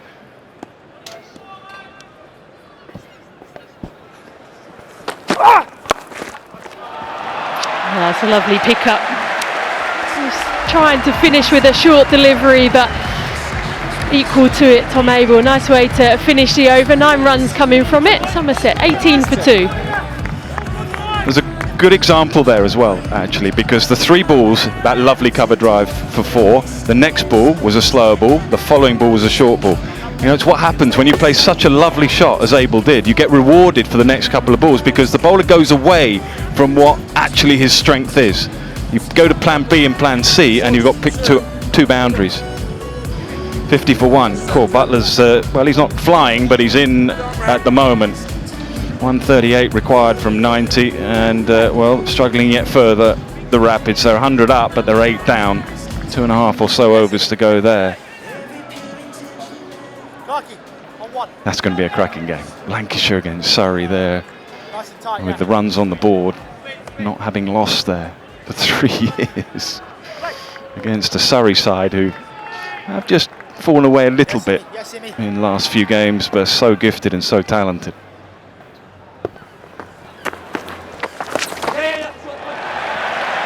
Oh, just throwing down the leg side, a free shot really for Will Smead. And a welcome boundary. They move on to 22 for 2. It's just gone on with the arm. We've spoken about how Ahmad Wasim just mixes up his pace. I can get my words out, but it's just on with the arm on that occasion. Easy pickings for Smead.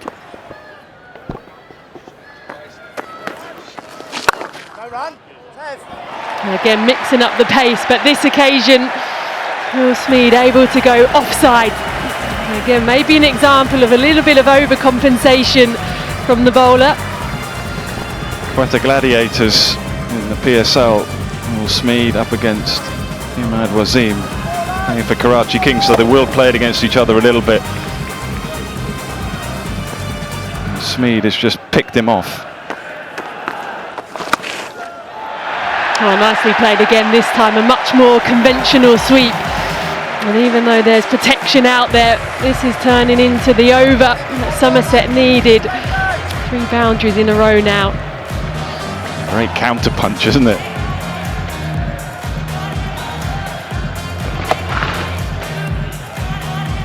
We're talking about it in the first innings as well. Something that Somerset did in the power play was they stuck with their bowlers. They didn't chop and change. Obviously, this occasion, Wasim coming on for his seconds, bowled so well.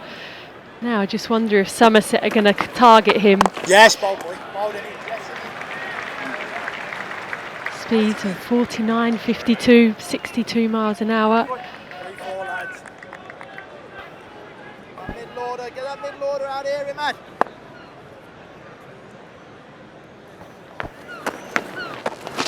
Wait, wait. Yes, Jake. Nice, Jake. Yes, Imi. Lovely, man. Lovely, Imi. Just hearing Worcester, 100 all out. Nathan Ellis has picked up 4. Last time we were there, they were 100 for 8, 100 all out. No.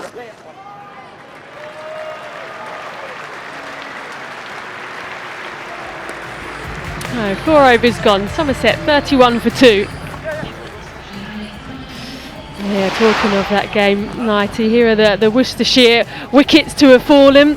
Nathan Ellis, how dangerous is he? Pretty much won the game for the Hampshire Hawks in the final, bowling that brilliant last over. And now he's doing it in the quarterfinals. You can see how much that means to the Hampshire Hawks. So they're in a very good position. 101 runs needed for them to win. And then Lancashire Lightning against Surrey. Lancashire, they need 131 more runs to win off 84 balls. Stephen Croft is still there, 20 not out.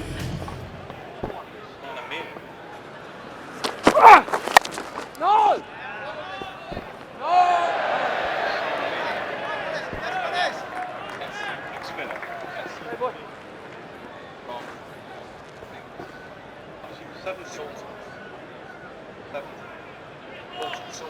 Ed Pollock and Asana Mir. Asana Mir is a very, very good leg spinner, Pakistan.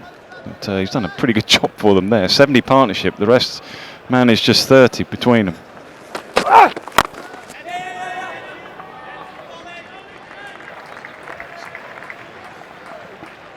Be interesting to know what the wicket's like up there. We obviously won't know, but sometimes when you see a scorecard like that, you just wonder.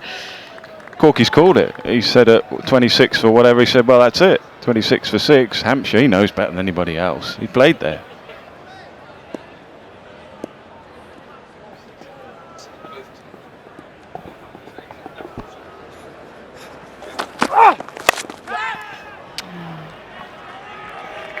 Pace off the order of the day for ball.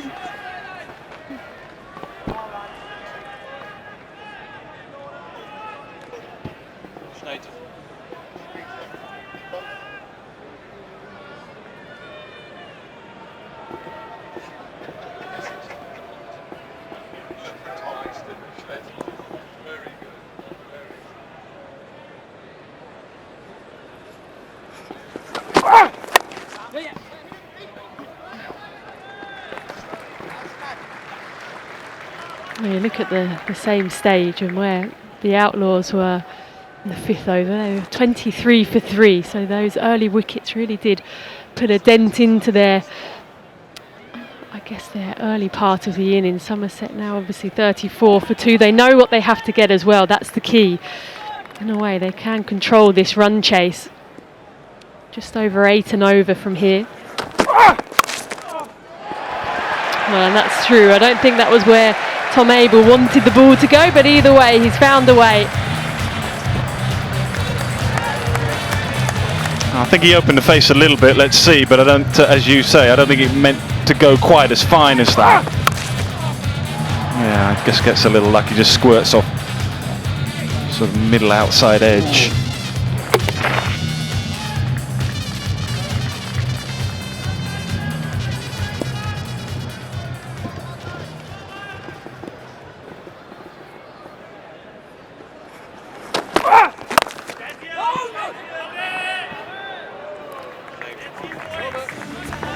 Good reply.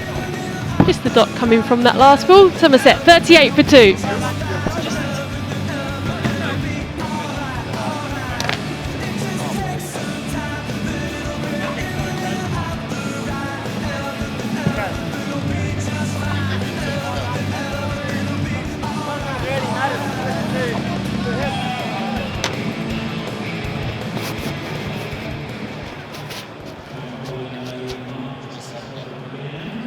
Beautiful evening. Absolutely stunning evening here in Taunton. And we have a game on our hands, 38 for 2. Somerset chasing 158. Luke Fletcher, change of ends. Started at the river end, has now swapped round to the Marcus Trescothick pavilion end for the last over in the power play.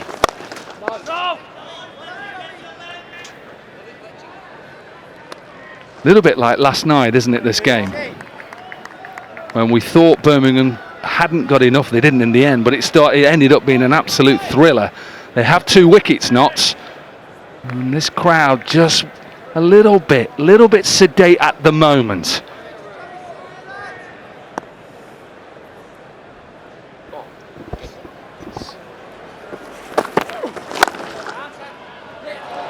Oh, gets it past. Gets it past, it's a chase. Colin Munro just pulls it back in.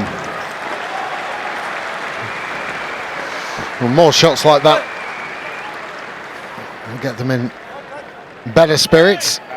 Fairly confident that Munro heaved this back. Sorry.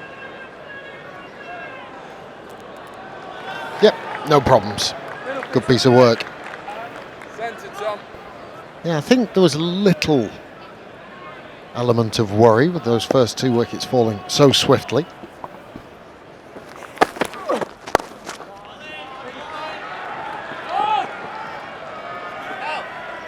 Good to see Luke Fletcher back into the game. Easy for me to say that. Not played T20 cricket this year so far, first game. Yeah, Luke Batchers. Oh, I love Luke. He's worked really hard throughout his career. Hustle and bustle. Remember that real terrible blow he got at Edgbaston where the ball came back at him and he was out of the game for a long time with that split in his head. He's a character. I played alongside him in Nottingham League, Papplewick and Limby, when he was just a young'un. And he was a character then, let me tell you.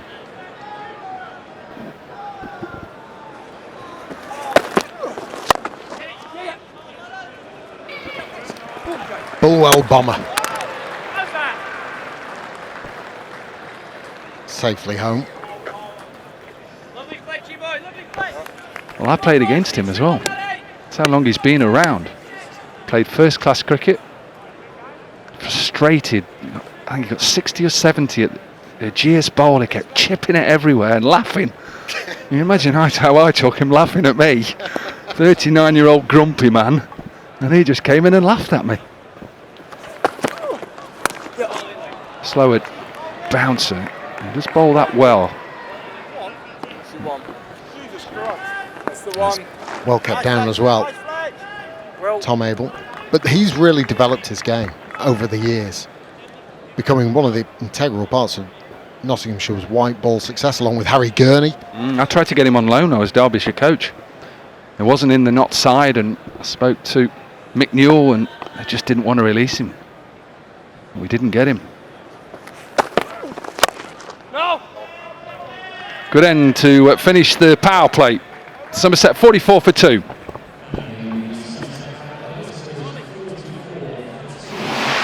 Let's take a look at the first 6 overs.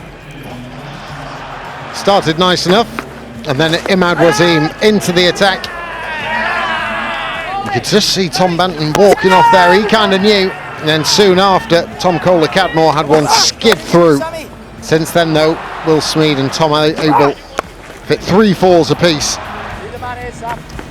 And so, at a similar time, Notts were 37 for 3. Somerset find themselves 44 for 2. But now the fielding restrictions can be relaxed, and I'll be intrigued to see how they go against the plethora of slower options for Nottinghamshire. Yeah, and this is where Notts have been so good, or have been so good for a number of years. This middle period now where Patel and Mullaney have bossed it through bowling, obviously his left arm spin, Mullaney at the other end with his slower deliveries and out the back of the hand, off cutters, off spinners. Hence why they were delighted that he got through that fitness test.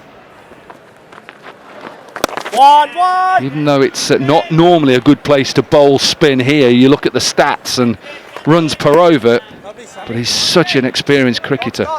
Samit Patel, you think that if Somerset can get on top early, that may be the key to go through to finals day. Notts are thinking 2 wickets from here. Put 2 wickets on it right now, next 2 overs. Yeah, Sammy. Lovely, Sammy. Lovely, Sammy. I just have this feeling, looking at the surface out there, it's dry, it's pretty bare. Yes, Sam. I don't think it's going to be easy, even though the statistics tell you that spin goes. No. Well done, Ted. Yes, Ted. No, with this Nottinghamshire attack, Calvin Harrison, you've got Imad Wasim, who we've already seen, Samit Patel, Stephen Mullaney, I think could be trouble. This is in the gap, right in the middle of the 2 fielders. Hales gets it. Big long levers gets them down. No runs today for Alex Hales. You hexed him, didn't you? Yep.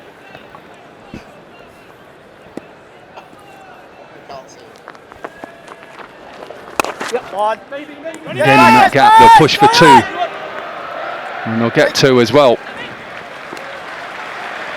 Where'd you go now then? Daggers, other end. Does he go to himself as Mullaney, or does he go another spin option? No, I'd go Mullaney. There's a little hybrid of all sorts that he's got. Keeper up. Just manoeuvred by Abel into the offside to conclude the 7th over. 50 up for Somerset, 51 for 2 they are at the end of the 7th.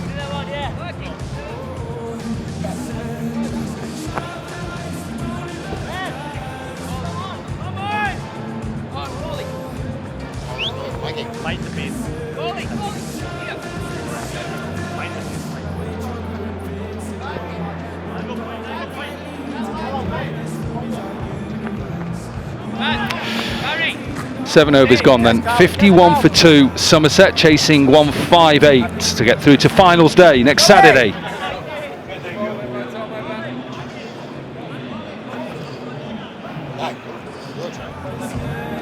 Big crowd. You were asking for Stephen Mullaney. He's gone for the other spin option. Calvin Harrison. 38 wickets. Good economy. 7.69. But I don't doubt that Stephen Mullaney now will not be afraid to chop and change.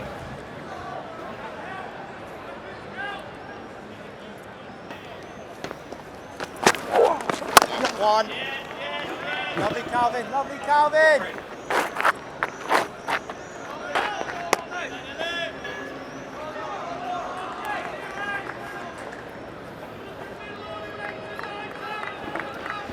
Saw Rish Sodhi bowl earlier today. 22 off his 4 overs, difficult to get away. Oh, Calvin, yes, Calvin. Nice, that's really good. Keep your eye on this leg spinner, Calvin Harrison. I think he's a good bowler. Gutsy, he's a tall lad. Seen him bowl on numerous occasions for Notts.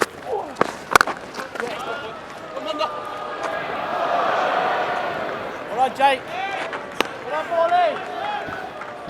We saw yesterday a fabulous battle between the Holly Stand and Daniel Sams. Jake Ball has got the locals to keep him company out on the popular side. Oh boy, one Barry, Into the gap, Hales is trying to stop two. Direct hit will be close, may still be close. He'll have to have a look. There's a good piece of fielding from Hales, one-handed. They think it's out. Tell you what, this is close. It always looked at, we had a great view from the pod. The Hales pick up, it was clean, flat throw, accurate.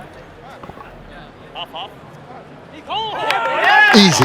They were confident. It's so good from Alex Hales this, because he attacks it, he watches, it's off balance, and it's a massive wicket for Notts. Given out. Come on. And they are up for this fight, Nottinghamshire. End of Will Smead. He goes for 22. Somerset 54 for 3.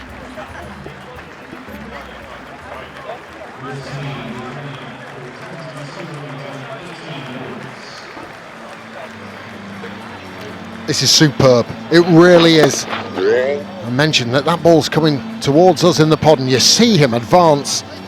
Beautiful pickup, and look at the trajectory of the flow. Flat, accurate, and we saw it, the turn for the two, and immediately we just had a thought that that could be a struggle. He's actually smiling at me, because after interviewing him, he gets out for naught. I'm just, pleased something's happening for him now. It was so good from Hales. Really good. He attacked the ball one-handed. What was also good was Calvin Harrison was in front of the stumps to take and use the momentum of the ball. And all of a sudden now, a bit more pressure on the home team. One. Yes, Barry. Again, look at Hales. Straight in attacking. They know this is the period now that they normally put teams under pressure. Right now. Come on, lads. Just watch this. You're gonna get a wobble on here. You're having a wobble on here. Tacks the ball. One, Barry. Yes, Maybe Barry. Smead is a little bit slow, Take him, but watch how he takes it in front, uses momentum. It's so good. Come on here. Use pressure on this leg, Cal. Your one. Good over as well. 5 runs from it and that runner. 8 overs gone. It's 56 for 3.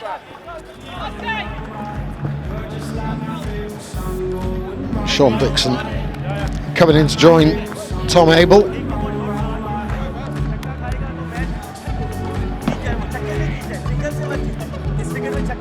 Formerly of Kent.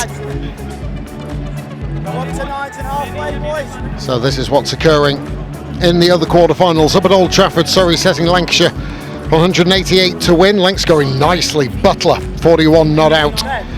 The halfway stage. Lancashire on course. Hampshire versus Worcestershire. Well, Worcestershire all out 100. Hampshire 11. So they've already got a tenth of it inside the first over. Thanks to James Vince. They've just lost a wicket actually, Hampshire. Donald is out. Yeah. I'll have another run out. So 11 for 1. You were talking about the squeeze that Nottinghamshire have now. Just watch here. Absolutely. Is your squeeze bowler, isn't he? Absolutely. Look at Imad Wasim, who's backward point, he's close. Mullaney extra cover, close. And then leg side, because they want to work Samet to the leg side. Keep your eye on Alex Hales, who's at mid-on. I think he's just slightly off, so they can't just push it in the hole. I think it's Jake Ball at quite a square deep mid-wicket, so he's more square leg, and then there's a sweep man. There is that leg side. It's noticeable as well that Hales is going long on to long on. Yeah, he does that all the time. But get your best fielders in the pressurised areas. Clark is at long on, long off. Hales long on as well. There he is, having a laugh with the crowd. Yeah, Sam.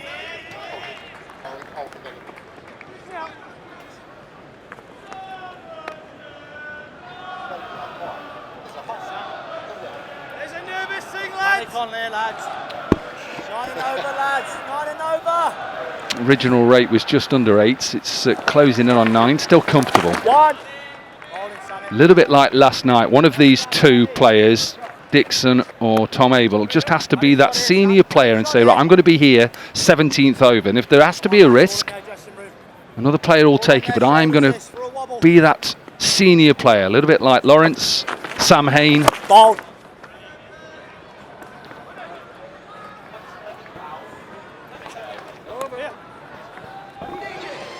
61 for 3, 9 gone. Big wicket at the Emirates, Old Trafford. Butler out. Moriarty with a wicket. Evans with the catch. And an Aaron Donald caught behind. So Worcestershire trying to fight their way back into that game. Lancashire chasing 188, 98 for 2. And Hampshire trying to chase down that 101. They're 13 for 1. Good young quick bowler, Adam Finch. He's going to be doing a lot more work at New Road with Dylan Pennington and Josh Tong both signing 4 knots next season. Big appeal. This is a big appeal given out on field. They have got a review, but he's happy to walk off. A reverse sweep again, we've seen that. 10 seconds. With Knott's first wicket, he's decided not to have a look at it. And it's a massive wicket for Notts. Well, it looked good right from the off. It's full of length. Straight in front, probably clattering into leg stump. Was given out by David Milnes. Even had they reviewed it, at worst you feel it was umpire's call. And Dixon perishes to the leg spin of Harrison. He goes for 4. Somerset 61 for 4.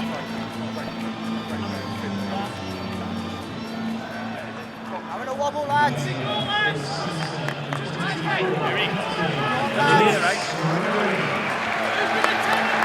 Now the home side, you can hear the fans trying to get behind captain who's just come to the crease, Lewis Gregory. Few words now. Tom Moores with a smile on his face. Chat out in the middle. Just heard some of the conversation. They're having a wobble. Oh, they're right.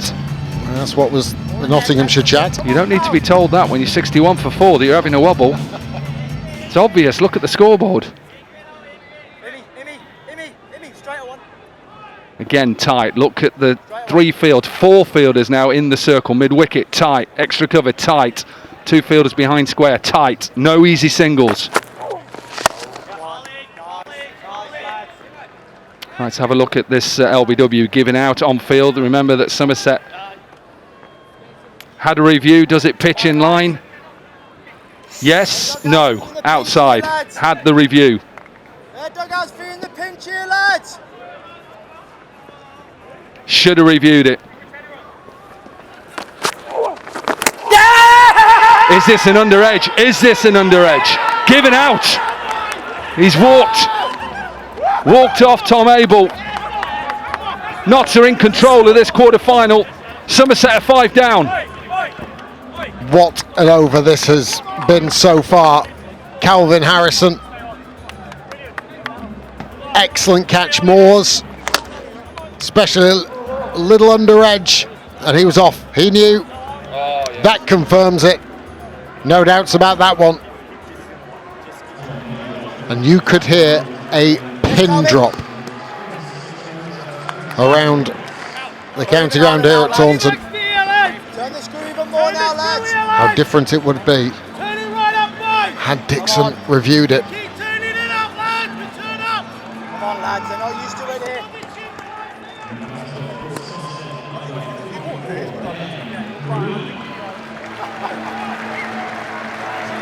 62 for 5 then. Somerset chasing that 158. Crowd have gone quiet. You're right, Charles Dagnall. And some pressure now on the captain, Lewis Gregory, and Ben Green. Powerful player. Turn the screw in. Come on, lads. Their dressing room isn't used to Pressure going through, Cal.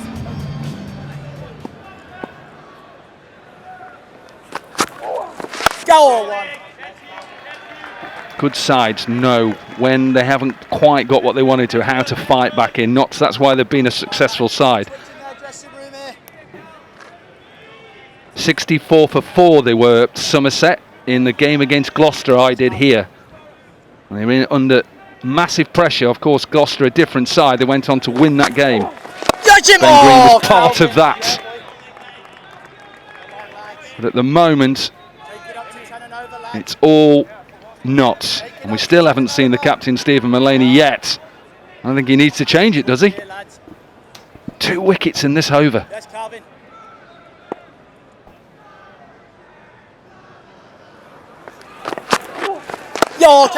What an over. What an over. This is bubbling up beautifully. We're halfway, 10 overs gone, 63 for 5. Well, Dominic Court talked him up, and he has helped himself to a couple. That one, Dixon should have reviewed it. Had the review available, he thought he was gone. Pitched outside leg, and one brings 2. Abel with the under edge. And may, well, the Somerset faithful shake their heads. 10 overs gone, the halfway stage. They need 95 from 60.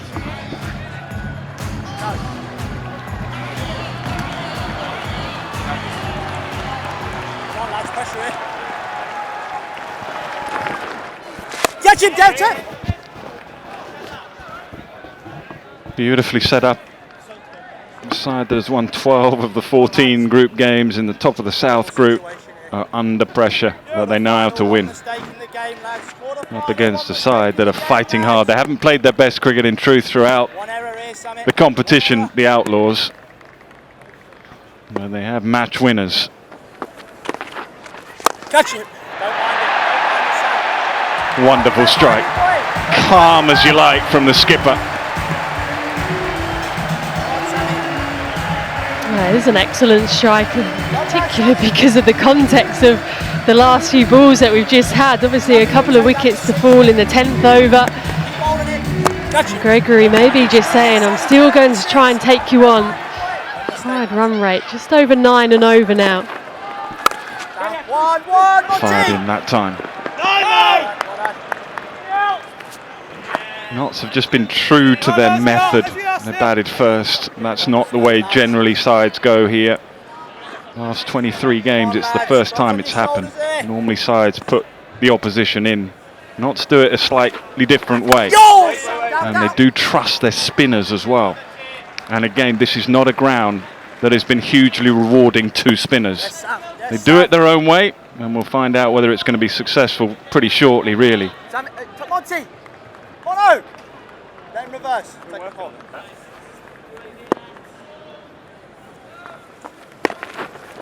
Catch it! Oh, Sonny, there we go. Holds a bit in the surface there. That for 6, 10 and over. 10 and over, lads. Played beautifully on his return to the side in the last game against Kent just a few days ago. Player of the match, runs and wickets. 1-1. Good over for Somerset. 10 from it, 73 for 5.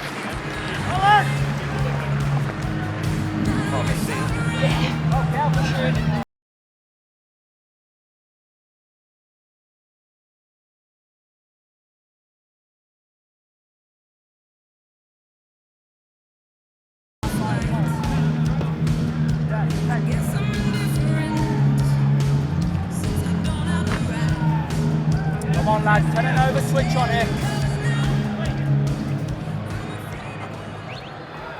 Yes, Calv. Third over, Calvin Harrison, 2 for 7, outstanding. Catch one back, Should come back for 2. Should try at least, wide of Hales, who does well.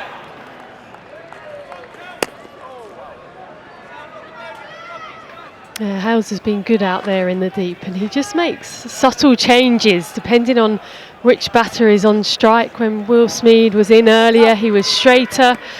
When Abel was in, he just came slightly squarer. So just always thinking about the game. Obviously affected that run out as well. Finds the gap, huge raw. They've been pretty quiet. They're a very passionate crowd here. They've seen a lot of success. They expect a lot of success. Yeah, as you would expect, it is a sellout as well. Keen to see their side try and chase this total down, of course. Just wonder when Gregory and Green will perhaps try and look to get a big over, maybe try and get ahead of the game. At the moment, 80 or 52 balls. One. Well done, Cal. And there's a different dynamic to this Notts side. Now, when you're playing against them and you're in a run chase, you're thinking Shaheen Shah Afridi. Now, Shaheen Shah Afridi's not playing in this game. He's returned back to Pakistan. If you're playing at 79 for 5 here for 11 and a half, and you know Shaheen Shah Afridi at this point would have 2 overs still to go, then you would play this situation slightly differently. Catch it. As it is, you're not potentially as worried about the required rate, because you know it's going to be tough against Shaheen Shah Afridi. So you can manage your run chase just a little differently. Turning over here, lads.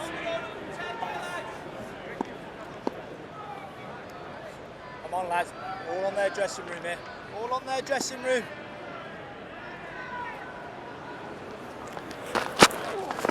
Catch it. Yes. Finds its way through. Good work. Good work in the deep. Imad Wasim is not happy. He didn't see it. He's right. We've got the same angle as we have. We're right behind you, Imad. It's not easy. The sun is right in your eyes. You didn't pick that up very well. Yeah, you can see where we are. We're positioned right behind where Imad Wasim was. Oh, bowling. Great bowling. Excellent finish to the over, 8 from it, 81 for 5, 8 to go.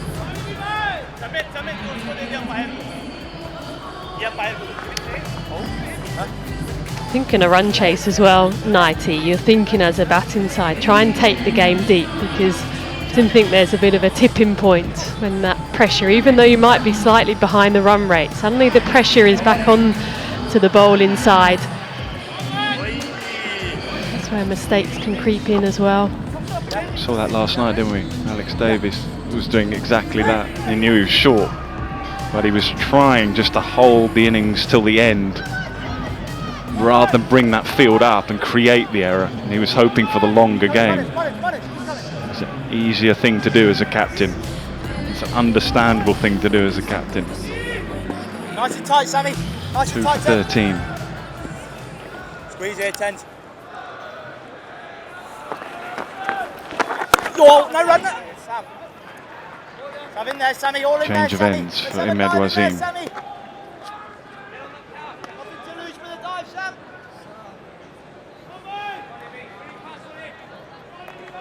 Come on in. Sammy, not too straight.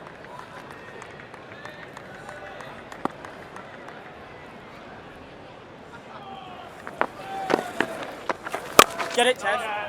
Great work. Great work. Yeah, he's long on to long on, and that is purely because, well, it's very good fielder, good hands, but very tall.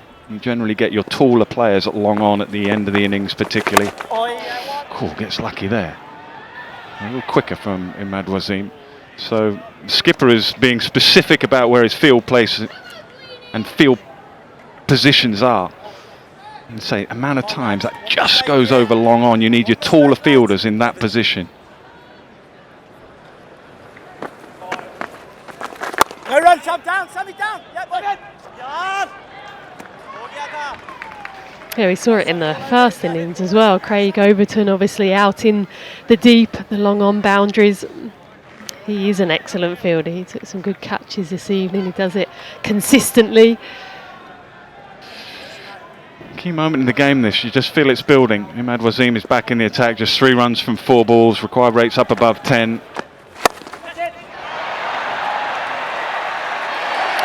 Key moment that's just to relax a little bit for the home fans. Well, this is such a good shot from Gregory, mainly because I think he's played that off the back foot, or at least from the crease, so he's not been able, well, he hasn't advanced down, he's just hung back in his crease, so to generate that power back down the ground, excellent. Yeah, that's a pretty special shot. Again, just realising the game situation. No. Quicker again from Imad Wasim. He doesn't want to see that go back over his head. 90 for 5 from 13. Big wicket up at Old Trafford. Lancashire with bat in hand, Comfortable, did he, Liam? and it's Sonny on the Rhine and Liam Livingston not quite finding the boundary, in fact getting nowhere near the boundary in the end. A lot of bat speed. What a battle that is. Sonny on the Rhine against Liam Livingston. That game is well, it has plenty to play out, that is for sure.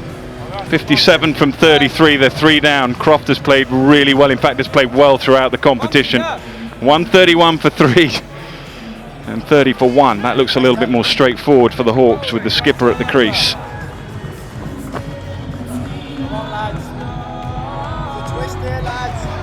A couple of skippers out there in the middle here as well. Mullaney bowling his first over, he's held himself back, the spin is doing the job for him, but he feels the need now to come in.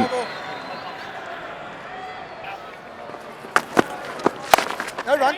Idiot bowler. Shouldn't be one. Should never be one. In the end, a scrambled one. Take one of them, lads. Take one of them, lads.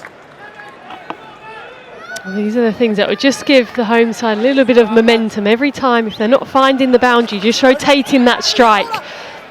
Continue to put the Notts Outlaws bowlers under pressure. I reckon that would have been out with a direct hit. Yo, one. Wants 2 again. They're trying to scamper back. Should just settle for 1. Harrison in the deep does well. Just a little tension now. You can feel it at the ground. You feel it with the supporters and the crowd. They know that this game is on a knife edge at the moment.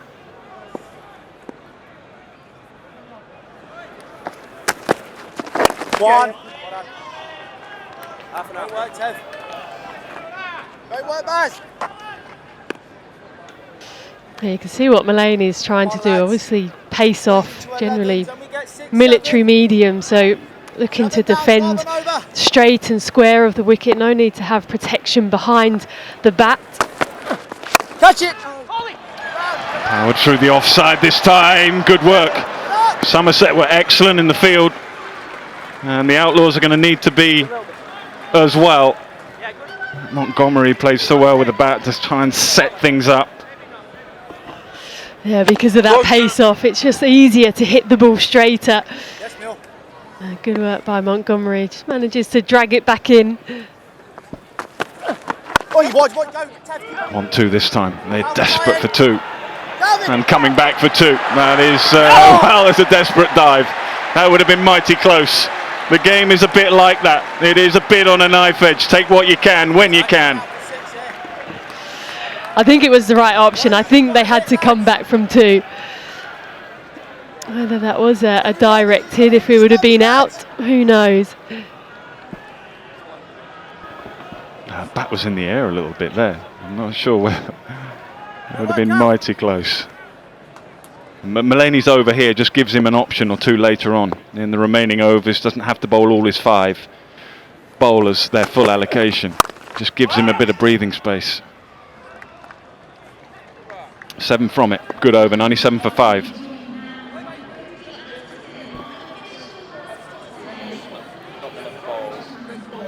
Doesn't have to bowl now. Well, one of Patel, Harrison, they pulled the ball. Maybe Fletcher.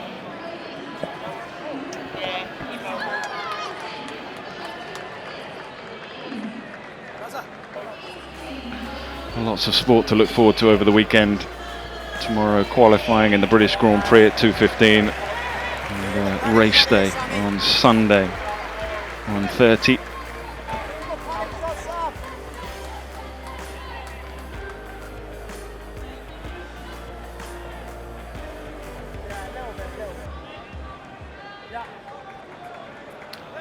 Sammy, I'm feeling the panic shot last here. over, so he's going to bowl his full allocation.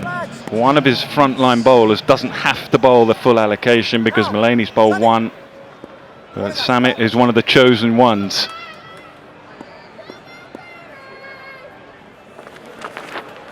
Yeah, boy. Sammy, keep using it.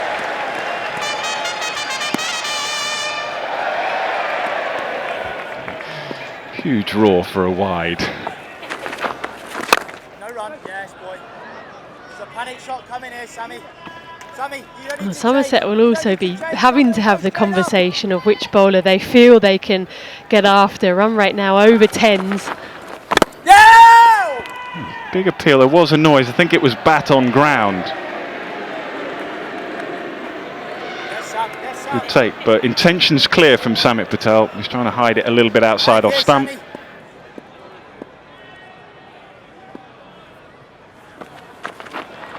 Catch it! Catch it!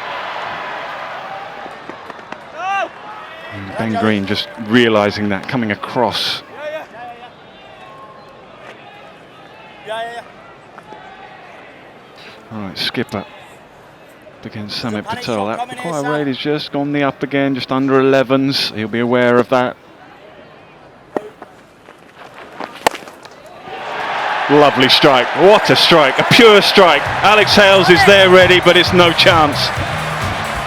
Yeah, I think this is the best option for Gregory especially. Just keep looking to go straight, even though there are the boundary riders out there. He's good enough, he's powerful enough to make good connection. Just stays nice and still. Just one off the first four. You're just realising the game situation. Yes, Sammy. Boy. Full and wide again. Lovely that, Sammy. Take us to 11s here. Take us to 11s here.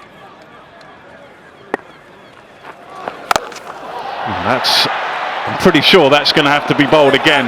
May well be taken. Throw it! Yeah, thought so. You could see that was way above waist height. Everybody knew it, and it will be a free hit, and it might be a game-changing moment too.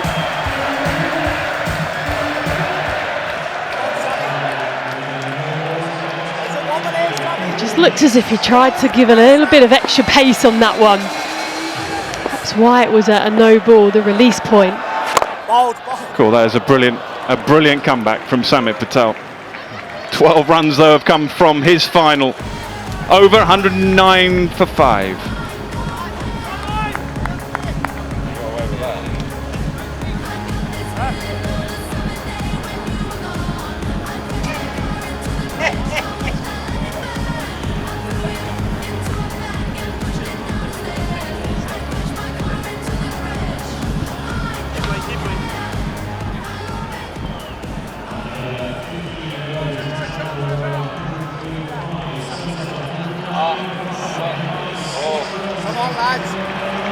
Well, you've got to think this is a pivotal moment for Nottinghamshire. Calvin Harrison, who's bowled so beautifully, 2 for 15 from his 3. The equation 49 from 30. And you can feel the tension all around Taunton. Green and Gregory, and maybe the killer G's.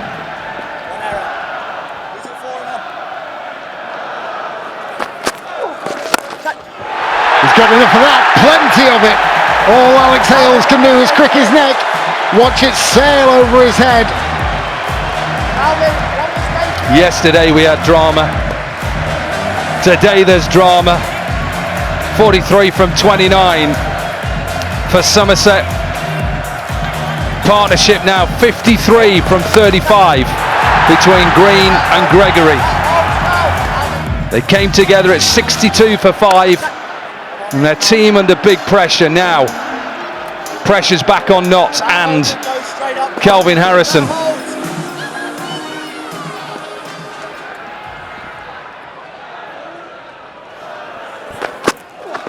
Oh, there we go. Good response. What's the rate fly here, Calvin? Take us back to 43 from 10 and over. 28. Green has been a standout with the ball this summer in the Vitality Blast. Going to look for a second, but no. Well, they were above 10s, weren't they, until Lewis Gregory hit that 6 off Samit Patel. Then we've just seen Green hit Harrison for a 6. So all of a sudden now under 10s, 42 from 27. Batting side favourites at the moment. Stick another wicket on it. Knott's back in it. No. Gregory's played a little gem here. It's 32 from 23. What? After this one, you've got 4 to go. Fletcher's got 2, Ball's got 2. Do you go pace? Yeah, well, Ball's at the end, definitely. Do you use Imad Wasim? That's his option now. Experience.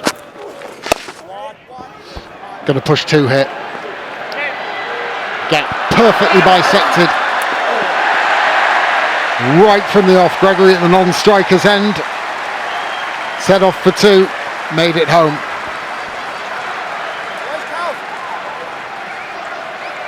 Yeah, you're right. Right in the middle of deep mid-wicket, and Alex Hales, who's at long on. The Somerset fans are right behind their side now. Little flatter from Harrison. His evening's work is done. His 4 overs, 2 for 26 with 4 to go, 120 for 5.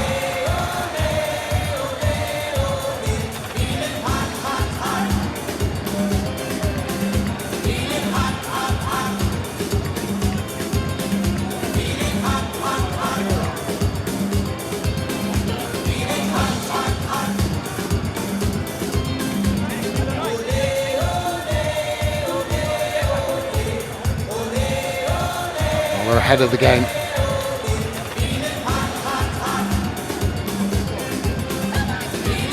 .38 from 4 overs, the equation. Samit Patel just looked like he jarred a finger. Conor McCurr has come on in his stead. Yeah, and obviously it was an injury doubt going into this game. It's nothing to do with that. I know Graham Lloyd and David Milnes got together, checked what injury it was. It's a finger injury. So hence he's allowed a sub-fielder, I think, is Conor McCurr. Now that you talked about the options, he's gone to Ball now. I think Mullaney is an experienced captain. I think he realises now this over, if he can get a wicket, put Somerset back under pressure. Slow ball to start, up and over, it's going to spin on, and spin on for 4. They always say get a boundary off the first. Somerset have done just that. Yeah, 2 fielders up behind square. And he's going to change his field now. He's going to put the 2 fielders, going to put 1 back at a deep point, or quite a square third. He looks like he wants to go wide because he knows Green and Gregory want to try and pull it towards the leg side. So there's now 2 fielders out on the offside square and a long off as well.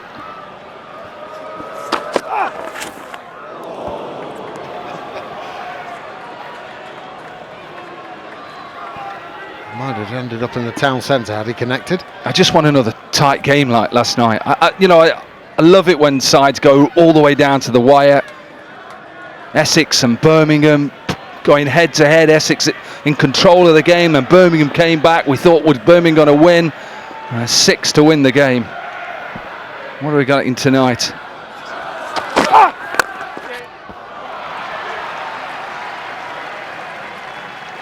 Just be 1. 5 from the first 3, 33 from 21.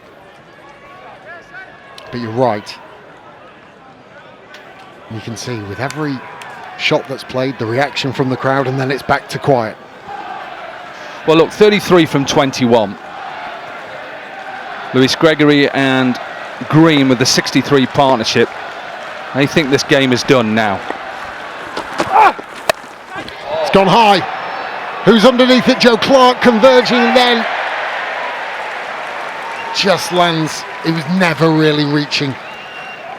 Well, I'm surprised that Lewis Gregory has gone to hit it out the ground. When I'm saying the game is done, they don't really need to hit every ball, boundaries. There's so many big gaps now.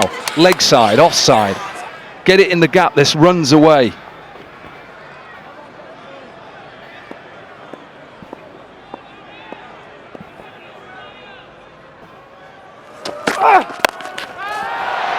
Has he got all of that? No. Just on the far side from where we're watching, there's been a good comeback from Jake Ball after the first ball boundary. Other games going on. Hampshire 52 for 2 after 7.1. Require another 49 runs to win. And as for Lancashire, 29 from 12. Stephen Croft, the evergreen Stephen Croft. Just how he's got out.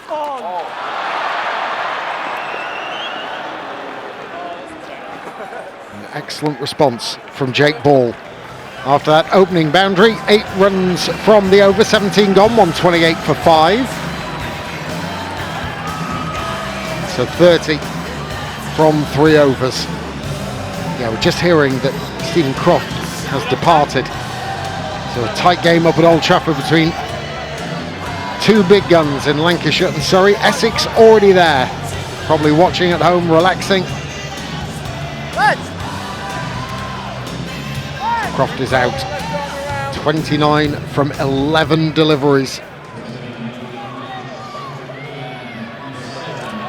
We've got one Southern team in the final with Essex. Just the way it looks. Could Surrey and Hampshire join them? Now, big over. They're all big overs, but Imad Wazim returning. Yes, Imad.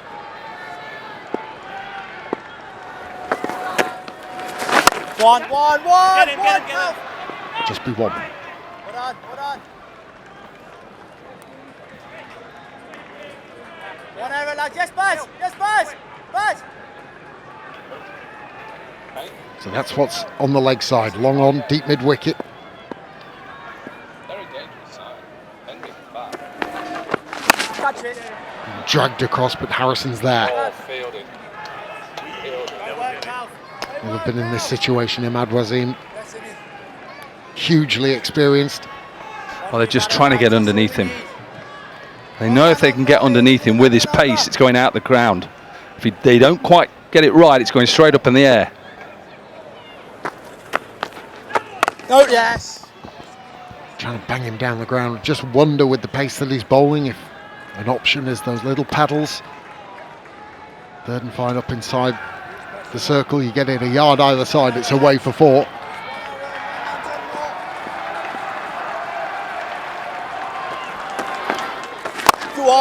That's well bowled again. Outstanding, Imad. Dealing in singles here. Well, at the moment, this over has brought Notts back into this game because it's only gone for 4 singles. Gregory now thinking boundary. What are my options straight down the ground? Can I get underneath him, over extra?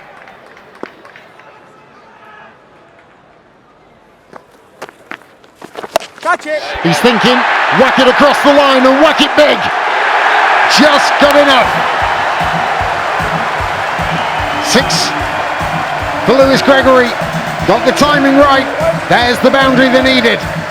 Yeah, and he stayed deep, didn't he? Got low, stayed deep, got underneath. Maybe went at a length ball. Imad Wazim. It's the 6 they needed. I think he's going to go again.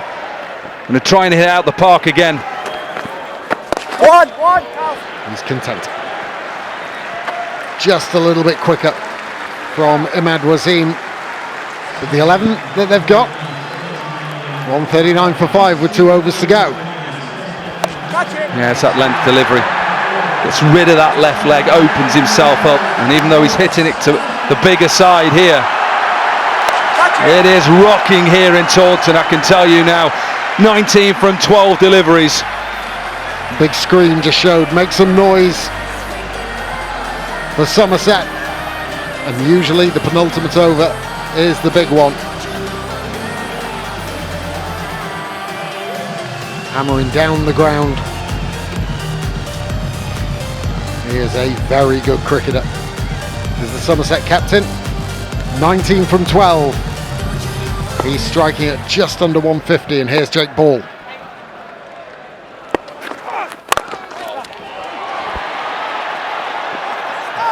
Chase on in the deep, just get back for two. So what's a good result for both sides here? Penultimate over. Well, for Somerset, simple. Get as many as possible, match done. Looking for bounds, you can see that trying. If you're chasing, you're always trying to do it in the second to last over, take the pressure off. For Notts, it's trying to stop that boundary. Slapped away. 4 runs. Just set up nicely. And Gregory is making those around Taunton shake their thing. Yeah, just a little bit predictable from Jake Ball, because he likes to bowl that slower ball. And I think Lewis Gregory knows, stands still deep in his crease, and he powers it down the ground. Pressure now back on Notts. They need a dot ball now. Down the ground, fielder there, just beyond. The 19th over is usually the one where sides go. It's 50 for Lewis Gregory. 1 4, 5 6s, and it is he that is guiding his side towards Edgbaston. Such a successful team, Somerset. 50 for Lewis Gregory off 32 deliveries. Remember, he came in when his team were under massive pressure, big trouble, 62 for 5. This partnership, 89 from 55 inches, centimetres over. Conor McCurr, who's on his sub, just gets it over, maybe gets a finger on it. 7 from 9, finish the game, Lewis Gregory. Take your team through to finals day. Scythed away, I think he's got it between, no. Harrison, absolutely rapid on that boundary edge. So far off this over, 13 runs coming from it. If Somerset win, it will be a 9th finals day and 3rd in successive season. Both of these sides used to knockout cricket in the Vitality Blast. This place is ready to explode. What have you got, Jake Ball? What have you got? These final 2 deliveries.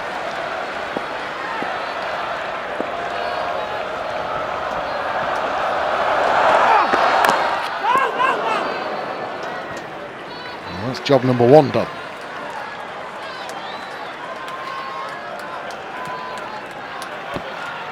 Two games that have ebbed and flowed throughout, hasn't it? Birmingham, Essex, Notts, Somerset, halfway point. Somerset would think, yes, we can chase this off. You spoke to Craig Overton. He was happy with what Notts got and thought that they would go on and win it. Looks like they will do. 6 required. Just be 1. But the main bulk of that 19 that was needed has been gotten in the penultimate over. 14 runs coming from it. 153 for 5. It's 5 to win from the final over for Somerset.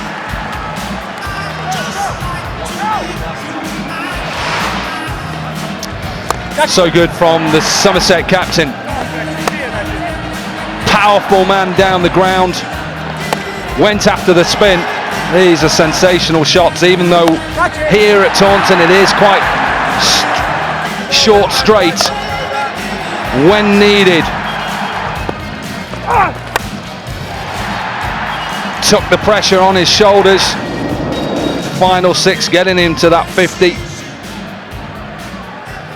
67 for 3. Hampshire, the other 2 quarterfinals, chasing 100. 19 off the last over for Lancashire. It's all going down to last overs last night, and Worcester are trying to come back into this game. Well, they've not laid down Worcestershire, and good on them for that, despite being rolled for 100. So it's 5 from the final over, and it's big Luke Fletcher expect him to hit his Yorkers or try to. Man for the big occasion. Listen to that atmosphere. Fabulous.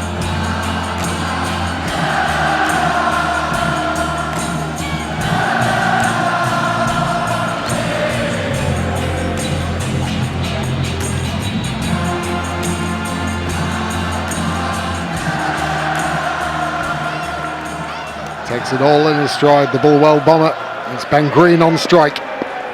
6 balls remain. 5 to win for Somerset.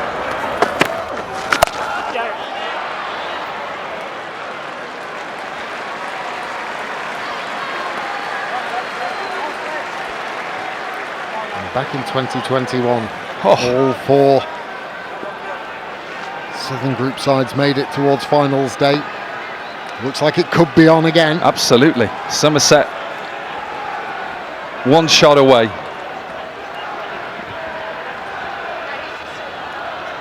Change in field. Just set to leg side, haven't they? They're going to go into the surface. Mid-off is up. Don't be surprised if Gregory targets over the top of that.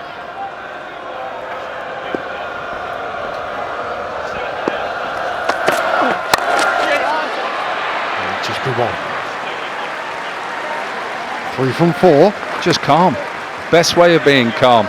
It is the best place to be as well out there. It's horrible being in the changing rooms or dugouts. You can't do anything unless you're next in, and you're not so calm. But when you're out there, it's amazing how players can just switch off from the atmosphere, what the crowd is creating, the adrenaline is pumping. Just finish it off. And I'm sure he's saying to Ben Green, if you get the opportunity, finish the game. It's 93, the partnership. Coming together at 62 for 5. Has been a fabulous effort from the pair of them. Yeah, heel. 2 does it. 3 from 4.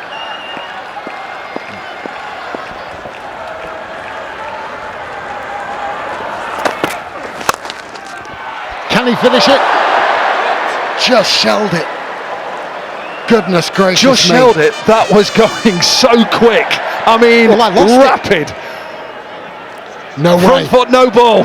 No. Oh goodness. Oh goodness. Luke Fletcher oversteps the penalty run, the free hit, and scores are level. They're almost there.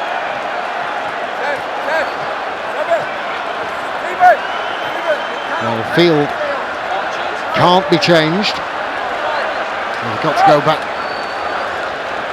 where they were.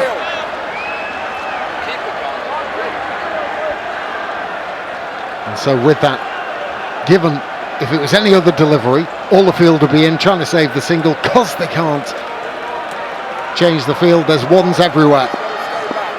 This has got to be the ball of your life, Luke Fletcher. Which also means the keeper, you've got to stay back. Can't change the field, you have to go back, including the keeper. And that's really good from Graham Lloyd and David Milnes. Get it right.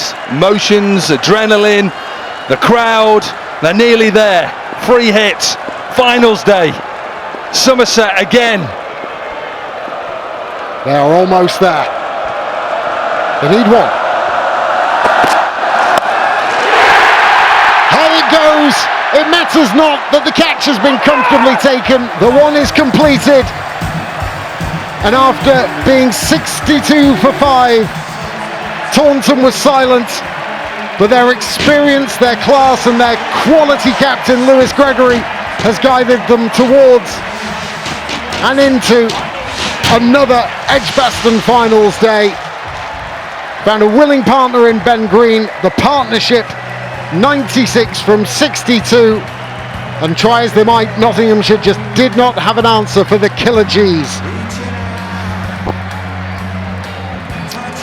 Excellent throughout the group stage, Somerset. They have thoroughly deserved to go through to finals day throughout the season and turning up to take on an experienced Nottinghamshire side. Captain led the way with his 57 from 34. Ben Green 35 from 29. That partnership 96 from 62. And we will see Somerset once again at Edgbaston in a week's time.